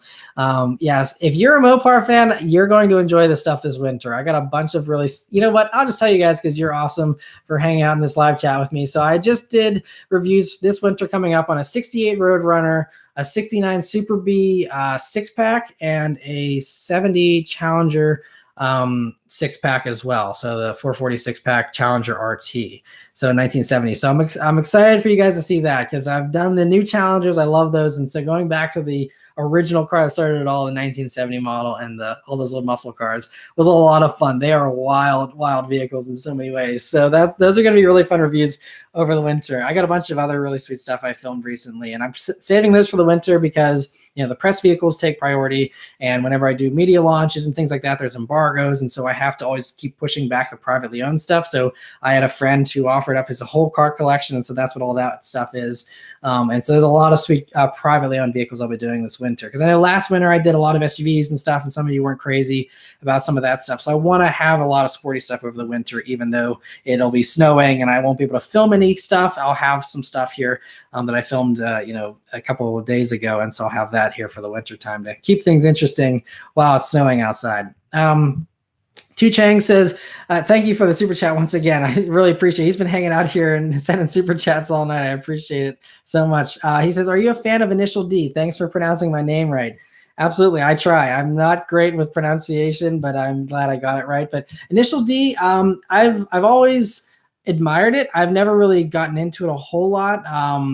I don't know why. I guess I would kind of watch Speed Racer. That was kind of my car cartoon as a kid that I loved. But Initial D, I did at the mall. In my local mall when I was a kid, they had an Initial D drifting arcade game. I don't know if any of you ever played that or remember that, but it seemed really realistic. You could actually like drift in an arcade game. It was super cool. I loved that. But I've never actually sat down and watched the show. Yeah, I was into, Pokemon and all that kind of other stuff when I was a kid, but just not Initial D. Yeah, it says grow a beard. I don't know if I could. I mean, I do have a lot of facial hair whenever I don't shave, but I don't know if I would grow a good beard. It's not really my thing. I kind of like being a little more clean cut. But other stuff, Luke says, Matt, just got a 2018 GT Premium with the black accent pack and active exhaust. Thanks to your review. Loving it so far and hoping to throw an X-Pipe on it soon. Thank you for the comment, Luke. Honestly, I love hearing. It's been a couple in the past week or two here. Some of you have commented and said, you bought a car and it was because of the review, or the review helped you in your decision. And I love hearing that, because that is exactly why I do these videos. That's my whole point. I feel like the world would be a little bit of a happier place if everyone was driving a car they enjoyed. And that doesn't have to be a money thing. There's fun stuff for $5,000. There's fun stuff for $50,000. And if the videos help you find a car that you're going to enjoy and they're helpful to you, that is like the greatest thing to me. That is all I want to do. And so I'm so happy that you're able to find a Mustang, and that, others have found vehicles, and hopefully the reviews have helped you guys with that. So I really appreciate that. Other stuff here, Alexander, thank you once again for the super chat. He says Tesla self-driving versus Cadillac Super Cruise. So I personally think that Super Cruise is the better system right now, because it's hands-free and Tesla isn't, at least not, if you use it properly. So I like Super Cruise better. I haven't done a ton of experience in autopilot. I mean, obviously I did the Model 3 with Redline Reviews a couple of months ago, and it's good, but it did still get confused. And there were times where autopilot would just bail on me, and I would be like, what? Okay. And I just have to take control again. Super Cruise would give you a little more warning when it would bail on you, and it didn't seem to do it as often. It seemed a little more reliable. And again, and you can see if you watch my CT6 review that I just posted a few months ago, it is so much more luxurious. You wouldn't think it makes a huge difference between holding a steering wheel or even holding it, at the bottom of the wheel versus just not holding it at all. It changes a road trip. I drove to Cleveland and back, which is only a 2-hour drive, but it's so much easier to do a road trip if you can just sit there like this while the car does everything. It's really incredible. And if I wanted a good highway cruiser, Cadillac CT6 with Super Cruise to me is the best thing you can get right now. I think it's more luxurious than a Bentley, because even a Bentley you got to steer. You don't have to steer the Cadillac. So in my opinion, CT6 is one of the coolest cars you can get right now for that reason. BMW for Life says, I've been watching you since you had 50,000 subs, best reviews and updates. Thank you. I appreciate the long-time support. I know there's a lot of you that really, have stuck around over the years and continue to support the channel. And that means so much to me. I really appreciate that. So thank you so much for that comment. We have few more here. Favorite current racing game. I don't play video games a lot, but I did actually enjoy Forza Horizon 4. I played that over the winter, kind of played through it a little bit, and I like the car selection. I don't know. It was a really fun game. I am kind of intrigued for Need for Speed Heat, because if you really are an old school fan, I mean, like probably 5 people remember this, but I used to have a Need for Speed fan site back in like the early 2000s. And that was a very fun time to kind of, I would be doing car lists and stuff before Need for Speed did that on their own. I had a car list website and loved Need for Speed games back in the day. So I'm kind of intrigued by the new Heat game. We'll have to see, but I think I'm going to be I actually have a friend who works at GameStop, so I think he's going to hook me up with a copy, and I'll give it a try and see. But yeah, so it's just, I'm so busy all the time that trying to play video games is always tough unless things slow down in the winter sometimes. Rafi says he's been subscribed since the BRZ days. It's been a long time. It has been a long time. Bought that BRZ 2012. So it's literally, it's been over 7 years now since I had that BRZ. Time flies. It's crazy. Joe Taylor says thoughts on the current state of Nissan and Infiniti. I touched on this a little bit earlier, but I think they're kind of struggling right now. I think that's why there's no new 370Z and stuff, because they're just focused on their sales. Their sales have been down so far this year. And so, as much as they would love to do fun stuff, if you're not doing well sales-wise, and the whole industry, is in for a downturn, there's talks of a recession next year and stuff. Who knows if that'll happen, but it's, it just doesn't, it seems like car sales are slowing down. Everyone who wanted a new car, they went and bought one in the past year or two when sales were booming. And guess what? They're not going to buy another one for another 5 years at least. So, there's some people that like turning over cars super fast, but a lot of them, they already bought a car. So I think the market's going to really drop off here in the next few years. I think Nissan and Infiniti are already starting to show signs of that struggle. So I think it's might not be great for them, for the next few years. But they're a strong company overall. Again, they have a strong basis in Japan and stuff, so they'll be fine, I think. But just might not have the most innovative stuff out there. Other stuff here. Would you recommend a Mini Cooper Countryman S all four? I did a quick drive video on the Countryman last fall, I think it was, or 2 falls ago. It's been a little while, but they just are very bulky. It didn't feel as fun as, the smaller minis, of course, but I would have to spend more time in one to give an honest opinion of it, to give a fair assessment, I guess. So yeah, I'm hoping, BMW and Mini there are some of the ones that don't send press vehicles. So, I have very limited opportunities to review those, but yield curve inversion is what someone commented. That's what I was talking about with the whole recession thing. Yeah, it seems pretty certain that a recession is coming. So that means a lot of fun cars might get killed off, or just, you saw what happened in 2008, brands dying off and stuff. So might be an interesting next few years here in the car industry. Rafi says, you're killing it. I appreciate that. He says, keep it up. Hyperdrive on Netflix. Haven't seen that. I heard of it, but haven't seen that. I don't really watch too much Netflix. What do I watch on Netflix? Nothing really. We were watching The Marvelous Mrs. Maisel and other non-car related stuff, but nothing like Hyperdrive. Other stuff here.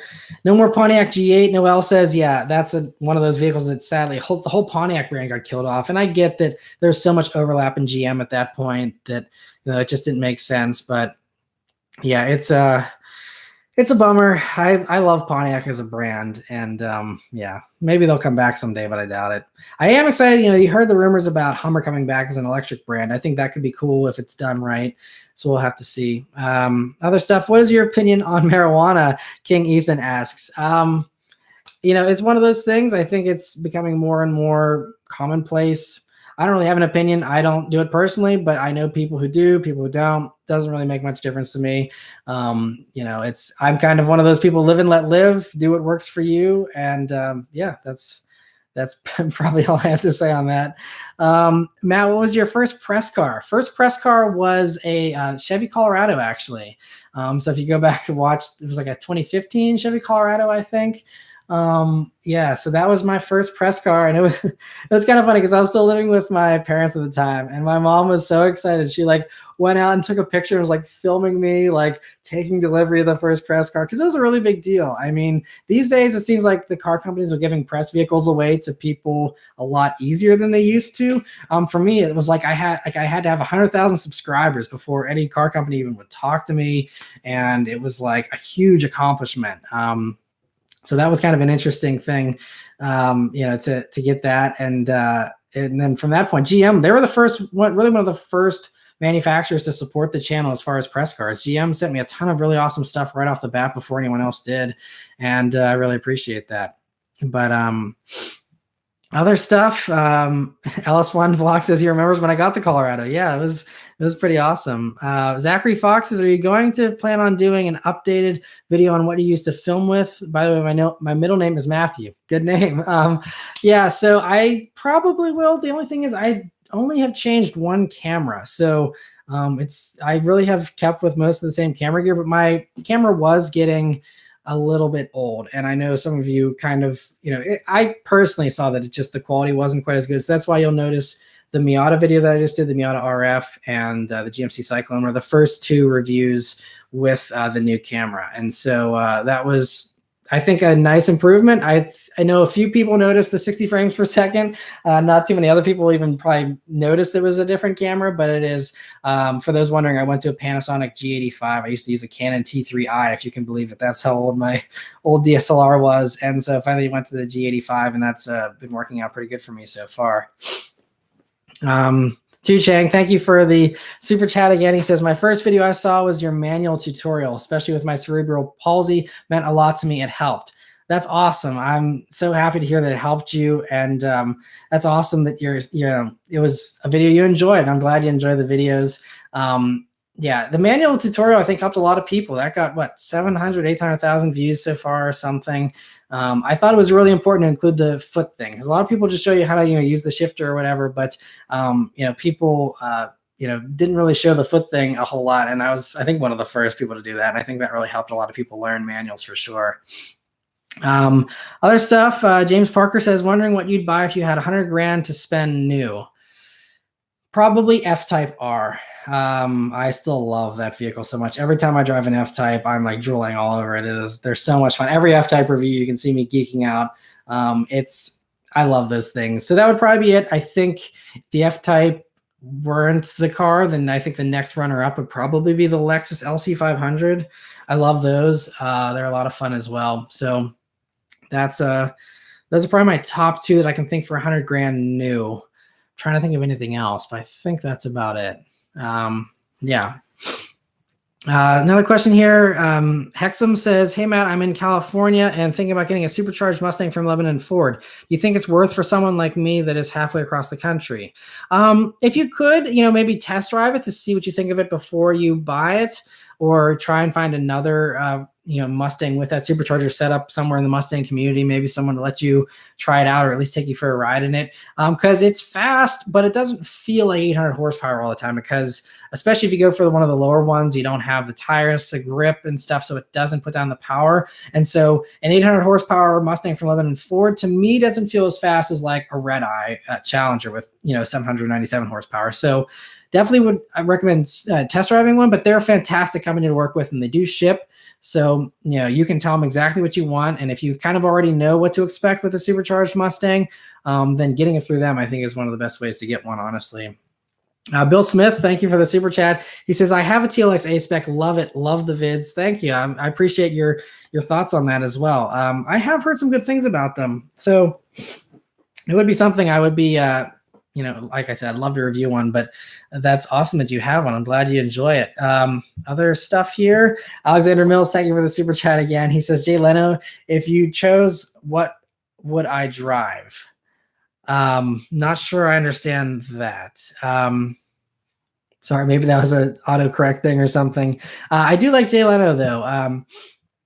Jay Leno's Garage is awesome. I hope to meet Jay Leno someday. But the show he does is really, really good. I think it does a good job of bringing in car people and non-car people, because I think non-car people can still watch Jay Leno's Garage and really enjoy it as well. But maybe if I was on his show, what would I drive? Is maybe Beth helping me out there with translating that. But yeah, so if I were on his show, I would drive anything that he offered me to drive. He seems really awesome. He's got a fantastic collection. But yeah, so other stuff here. So is that F-Type going to be your second car if you get an extra garage spot? Luke asks, and that's a good question. Probably, if the money allows. So basically, I really want a convertible. That's kind of what I would want for a third car. It kind of also depends, because there's also a classic car locally that I told the guy that if he ever wants to sell it, I would want to buy it off of him. So it comes down to a timing thing of if I have the garage space and how my finances are doing and whether or not that guy will sell me that classic car. And if he does, then that would probably be the third garage spot. And then the fourth would be taken up by a convertible. But as far as convertibles, if I could afford a used F-Type, I think that's what I would do. And it seems like used F-Types, nice ones, the V6s are, like in the mid 40s. So if I could afford that, I would. Otherwise, I would love a 2019 Miata in a year or two when they're used. Get one of those for 25 grand or something. Alexander, thank you for the super chat. I'm sorry I didn't recognize or figure out your question. What of his garage would you drive? Okay, so that is, so out of his stuff, I don't know his complete collection. I know he's got a McLaren P1. That would be a very fun vehicle to review or drive. Other things that he has, his steam car would be really cool. But you know what? He has that, what is it? He's got that one thing with like an airplane, like an old World War II airplane engine in it that's like, it shoots flames out of the side and stuff that I can't remember what it is. I don't know if it's a custom thing or some just crazy old thing, but he's got a bunch of really unique old stuff that I would probably love to review. But what else does he have? He's got a bunch of stuff, but yeah, he's basically, like I said, anything in his garage, but I think probably P1 for a modern standpoint, and from the old stuff, probably, like the old Duesenbergs he has, all that kind of stuff would be really fun for sure. Gerald says, Matt, how do you get press cars? Because being a 13-year-old boy that likes cars, I want to be an automotive journalist. So yeah, it's as far as press cars go, that just comes down to making the right connections. And so that's kind of it. I think it's actually interesting because General Motors, I didn't even reach out to them. They reached out to me. So it was whenever the channel got big enough, they were like, hey, like we should be sending him stuff because he's got a lot of car enthusiasts watching his stuff, and we want those car enthusiasts to see our cars. And so they actually reached out to me. I didn't do any reaching out to them. But with other car companies, I did have to reach out, and that was just a matter of making the right connections. So the way that I kind of started doing that was like I joined my local automotive press association, which is something obviously I think you have to be able to have a license and stuff. So this will be a couple of years for you if you're 13. But so I joined that press association, and then that gets you access to like the basic drive events. So they'll have like a one-day event where all the car companies bring all their stuff, and you can sample everything. And at those, they have all the PR representatives for those manufacturers. So you go and you talk to them, and it's all about relationships, just like a lot of careers. It's a lot of it is about who you know, and so you kind of go to those things and make some connections. And like I said, a lot of it though, I feel like a lot of these guys recently, they've actually had, like other YouTubers have had car companies just reach out to them because the car companies were like, hey, this guy is getting tons of views. We want to have his stuff on his channel, and so, or his or her channel, whatever. And so, I think that is kind of how a lot of them have gotten into it. So really, it's just grow the channel and try and get some traction there. And then once you have the fan base, then a lot of it will kind of come on its own as well. Son of Tamriel says, Matt, sorry if this was asked, but will you get to review a Lincoln Aviator? I'm hoping so. I do get a few press vehicles from Ford and Lincoln at times, so that's definitely one I want to review. Because especially that plug-in hybrid one sounds sweet with like 640 pound-feet of torque or something. It's insane. So I definitely want to review that, but no opportunities yet.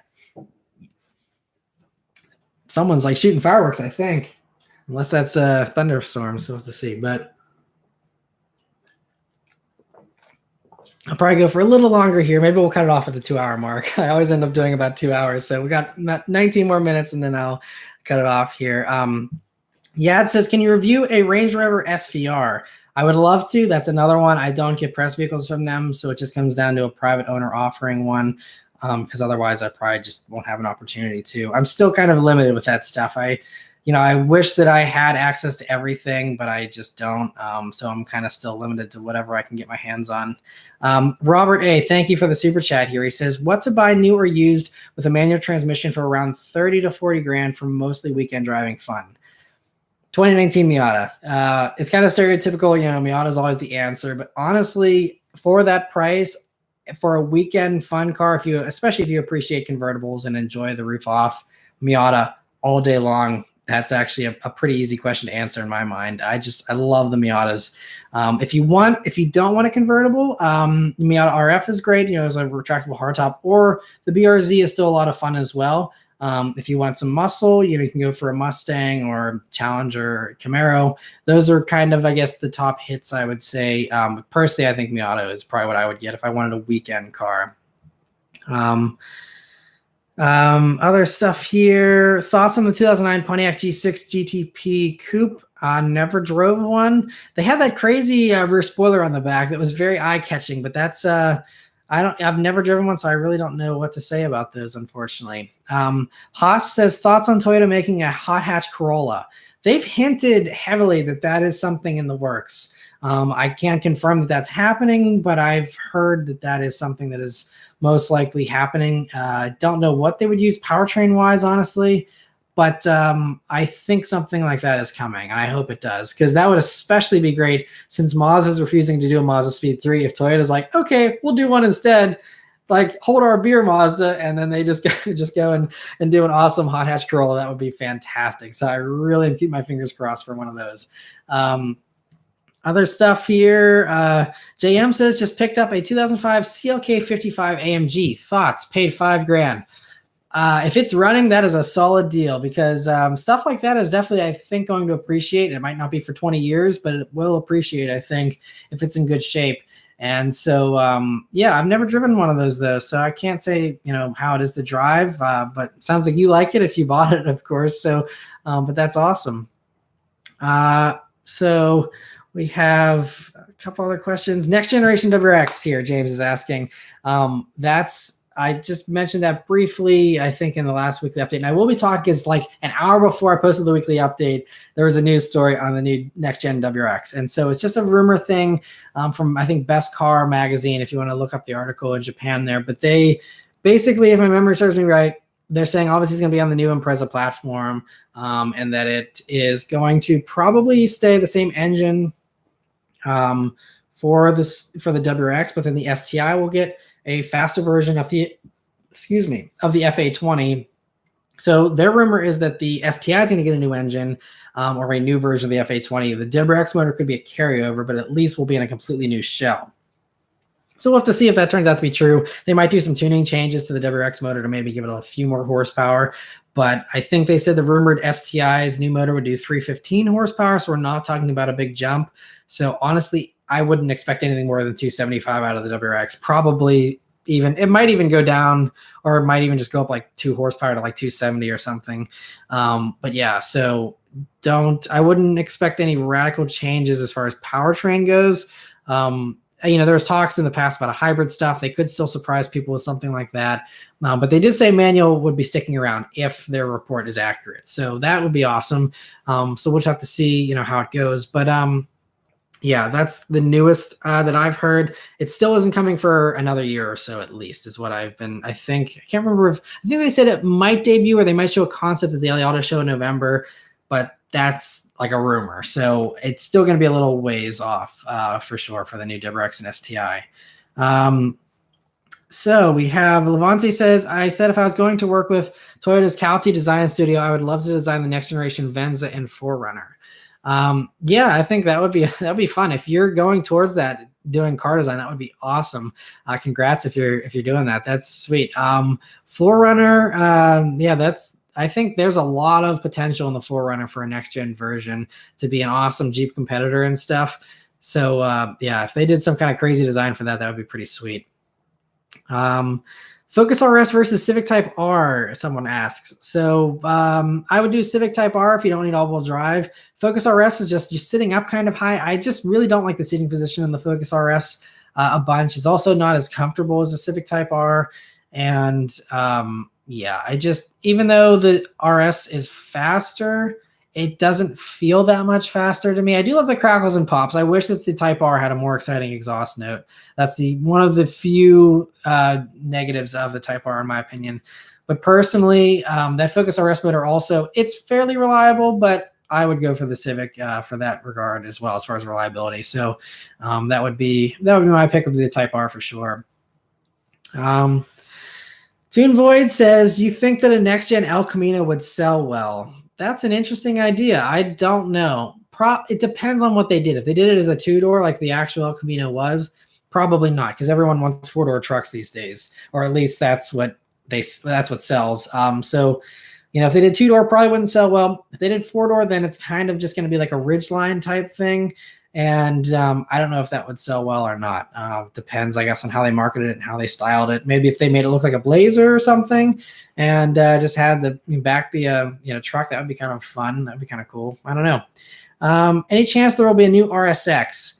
I just think that market's too small for Acura to compete in these days. I could be wrong. It wouldn't be hard. Honestly, they could just do what they did, a while back and just kind of have the Civic Si Coupe turned into an RSX. That wouldn't be impossible, but there's probably not enough margin there, because how do you justify an RSX that's $5,000 more than a Civic Si? I think a lot of people would just be like, I'll just get a Civic Si. I don't need leather seats. I don't need a nicer Acura interior. Most people in that price bracket don't care about interiors as much. So trying to market, premium coupe, I think would be kind of tough, from an Acura standpoint. But the new prototype Luke mentions here, it does look sick. Yeah, the new Acura Type S prototype is fantastic, and it looks like that's what the new TLX is going to look like for the most part. I'm excited for Acura. I think they got a great future ahead of them. V8 Rumble over V6 or 4 all day, Tony Warren says. I usually agree. That is usually the case in my opinion too. George says, what was the out-the-door price on your Bullet? Out the door, I'm trying to remember, because it was $51,385. I paid MSRP, and that was MSRP. And then taxes and stuff, I want to say it was like 53, because I have to pay 7% sales tax in Pennsylvania. So I think it was like 53, something like that. Yeah, I think that was it, like 53 and a half or something, I think. Sorry, I don't even remember. It was a year ago now, so I don't remember the exact number, but it was the MSRP is what I paid for the Bullet, and it was $51,385. Toon Voice says, any recommendations for a good 80s muscle car that isn't a Mustang or Camaro? Grand National.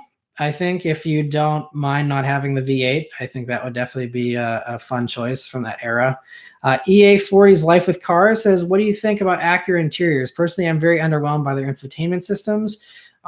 If you're talking about the kind of old gen infotainment, it is not the best, but I do like the RDX interior, and I do like that new gen infotainment. It's not perfect, especially with CarPlay. It's kind of hard to be accurate with that touchpad, but if you're not using CarPlay, that touchpad does seem to make a lot of sense. And over a week of using it, I kind of got used to it. And I like it enough that if I needed an SUV in that price range, an RDX would be towards the top of my list as far as sporty, affordable, kind of lower level luxury crossovers. I love the RDX, and it was such a good handler.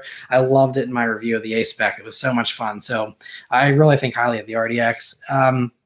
Auto Ali says, I'm restoring a 66 Mustang 4-speed. Is that something you would like to have on your channel when it's done? I'm north of Pittsburgh in Western PA. Absolutely. Yeah. Please send me an email or a Facebook message whenever you have it all ready to go, maybe next spring or something. That would be awesome. I'd love to review that. Thanks for bringing that up. All right. Anthony says, hey, Matt, what do you think of the Mazda 3 sedan?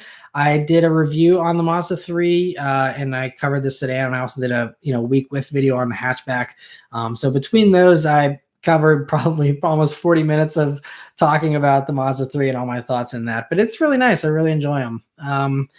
Thoughts on the Chevy Trailblazer? Do you think it will be a little overpriced for what it is like the Blazer? Probably, because that's just the GM way outside of the C8. The C8's the only GM vehicle that to me is priced well. I think everything else is just a couple grand too expensive, and GM loves relying on their incentives. They have their commercials. It's 10% off or 13% off or whatever it is. And it's like, if you just priced it correctly from the beginning, you wouldn't have to do these huge incentives. But it's a psychological thing. People think they're getting a great deal on a Blazer that's 50 grand and they're only paying 42 for it. And it's like, yeah, but really it's about the same as every other $42,000 car. It's not worth 50 grand, but that's just kind of how they market it. And I get that, because then everyone can say, I have a $50,000 Blazer. It's like, I think they kind of deliberately do those higher prices so that they can then offer this huge incentive. And, it kind of makes sense. And the people who are willing to pay MSRP pay it, and just more profit for GM. But that's just my take on it, because like I said, I loved the Blazer. I think it's a really cool looking SUV. And I think as far as mid-sized, crossovers go, it's a pretty cool offering. It's just 50 grand is just tough. It's really tough to justify. Especially, even Cadillac you can get a XT5 for 50 grand. So anyway, that's a tangent. I will just leave it there. But yeah, it makes no sense, the pricing for the Blazer. Other stuff, Robert says Telluride or Palisade. I definitely prefer the Telluride. I kind of talked about that a little bit in my Palisade review towards the end there. Definitely prefer the Telluride. Palisade's very nice, and they're both excellent, and they're both probably best in class. But Telluride to me is a little bit nicer, just as far as the interior setup and stuff, personally. Zachary says, Matt, I was on Auto Tempest and I saw that 2014 to 2015 C7 Vets going for $37,000 to $43,000. Yeah, they're phenomenal bargains. And you think C7s are cheap now? Everyone that wants a C7, wait till next year when every single person trades them in for a C8. There are going to be lots just lined with C7 Corvettes for next to nothing. There are going to be so many good used deals on C7s. That's gonna be the thing. Whenever everyone's like, "What car would you buy for 25 grand?" It's like C7 Corvette. That's gonna be the Miata answer next year, because used C7s are going to be everywhere, and they're going to be so cheap because there's gonna be a million of them out there. So if you want a C7, you are going to be in for a good deal next year. What are your thoughts on McLaren? Alexander asks. I love McLaren. I did the 570S Spider, and then I did the 720S, and I actually did the McLaren driving half-day program. That was part of the Project Cars sponsorship that I did a couple of years ago, and did like a half day on the track in McLarens with an instructor and stuff. Love McLarens. They're fantastic cars. And yeah, I think they're really good values too for the money. So they're pretty solid overall. Every once in a while they have electrical issues. That's the only thing with McLarens, is sometimes they're a little glitchy electrically, but if that doesn't worry you, totally worth owning for sure. Yeah, other stuff. I can hear the thunder now, so we probably got a thunderstorm coming. So we got about 6 or 5 more minutes left here on the live stream here. So anyone who wants to get your question in, definitely try and get in here soon, because I'm going to probably turn this off here in 5 minutes before I lose power or something. The one Kia says, Mr. Maran, do you still want to collaborate with regular car reviews? I would totally be up for that. He's a really funny guy. And we collaborated back when I had the EcoBoost, and I'd be up for collaborating with him again for sure. I'm not very creative, so I'm usually the one that just waits for other ideas from others. I will be doing some more collabs, like I mentioned earlier with, I'll be doing something with Chris Fix here this fall. I'll be doing something with Jason Fensky of Engineering Explained most likely this fall, and maybe 1 or 2 others as well. So doing some more collabs for sure. So other stuff here. Zachary says, there is a 2001 Honda Accord with over 900,000 miles on it with no issue. Yeah, Accords are rock solid. So I love, and the new Accord is fantastic, but yeah, I love Hondas. They're pretty solid vehicles. Tej says, what's the best luxury SUV similar to X3? What do you recommend? Similar in size to the X3. I like the GLC because Beth, actually, my wife, was considering getting a GLC, and then she kind of just decided to stick to the C300.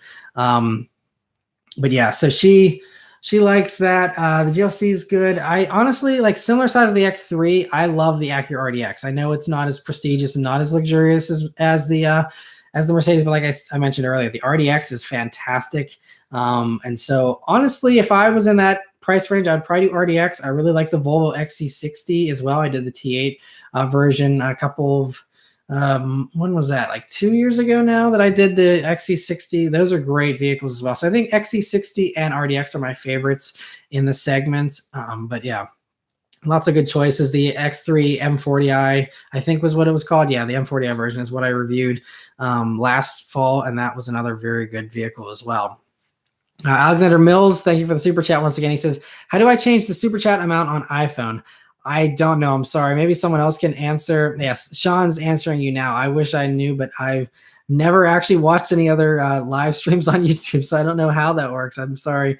But I think he says here, slide the little blue button to the right. It'll change the amount or the color of the super chat. So there you go. Thank you for all the super chats, everyone, and especially Alexander. You've been here basically the whole time, and I really appreciate that. That's awesome.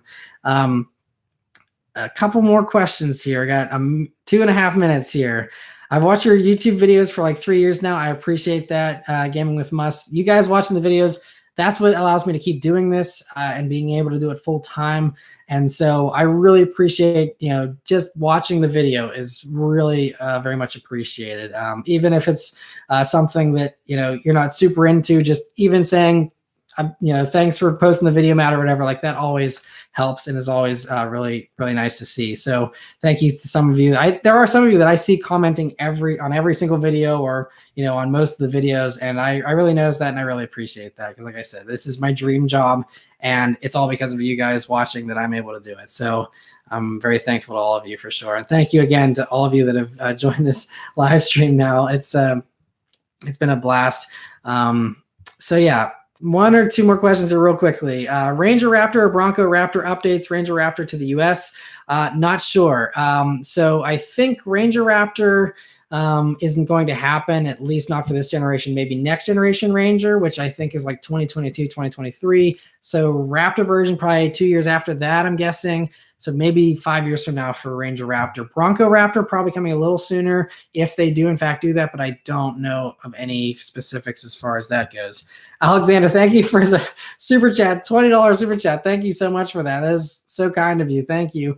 You guys are awesome. I really appreciate everything you guys do. Oh man, I just feel really lucky to have all the support of you guys. This is really awesome. And I really enjoy these live streams. That's kind of the last thing I kind of want to leave this with is, I do enjoy doing these and I haven't done them very regularly in the past, but I have seen other YouTubers that are doing these more regularly. And I think it's something that I want to do more often. And so I'm thinking I'm going to try and see, let me know in the comments, if you guys like Sunday nights, if this kind of works good for most of you.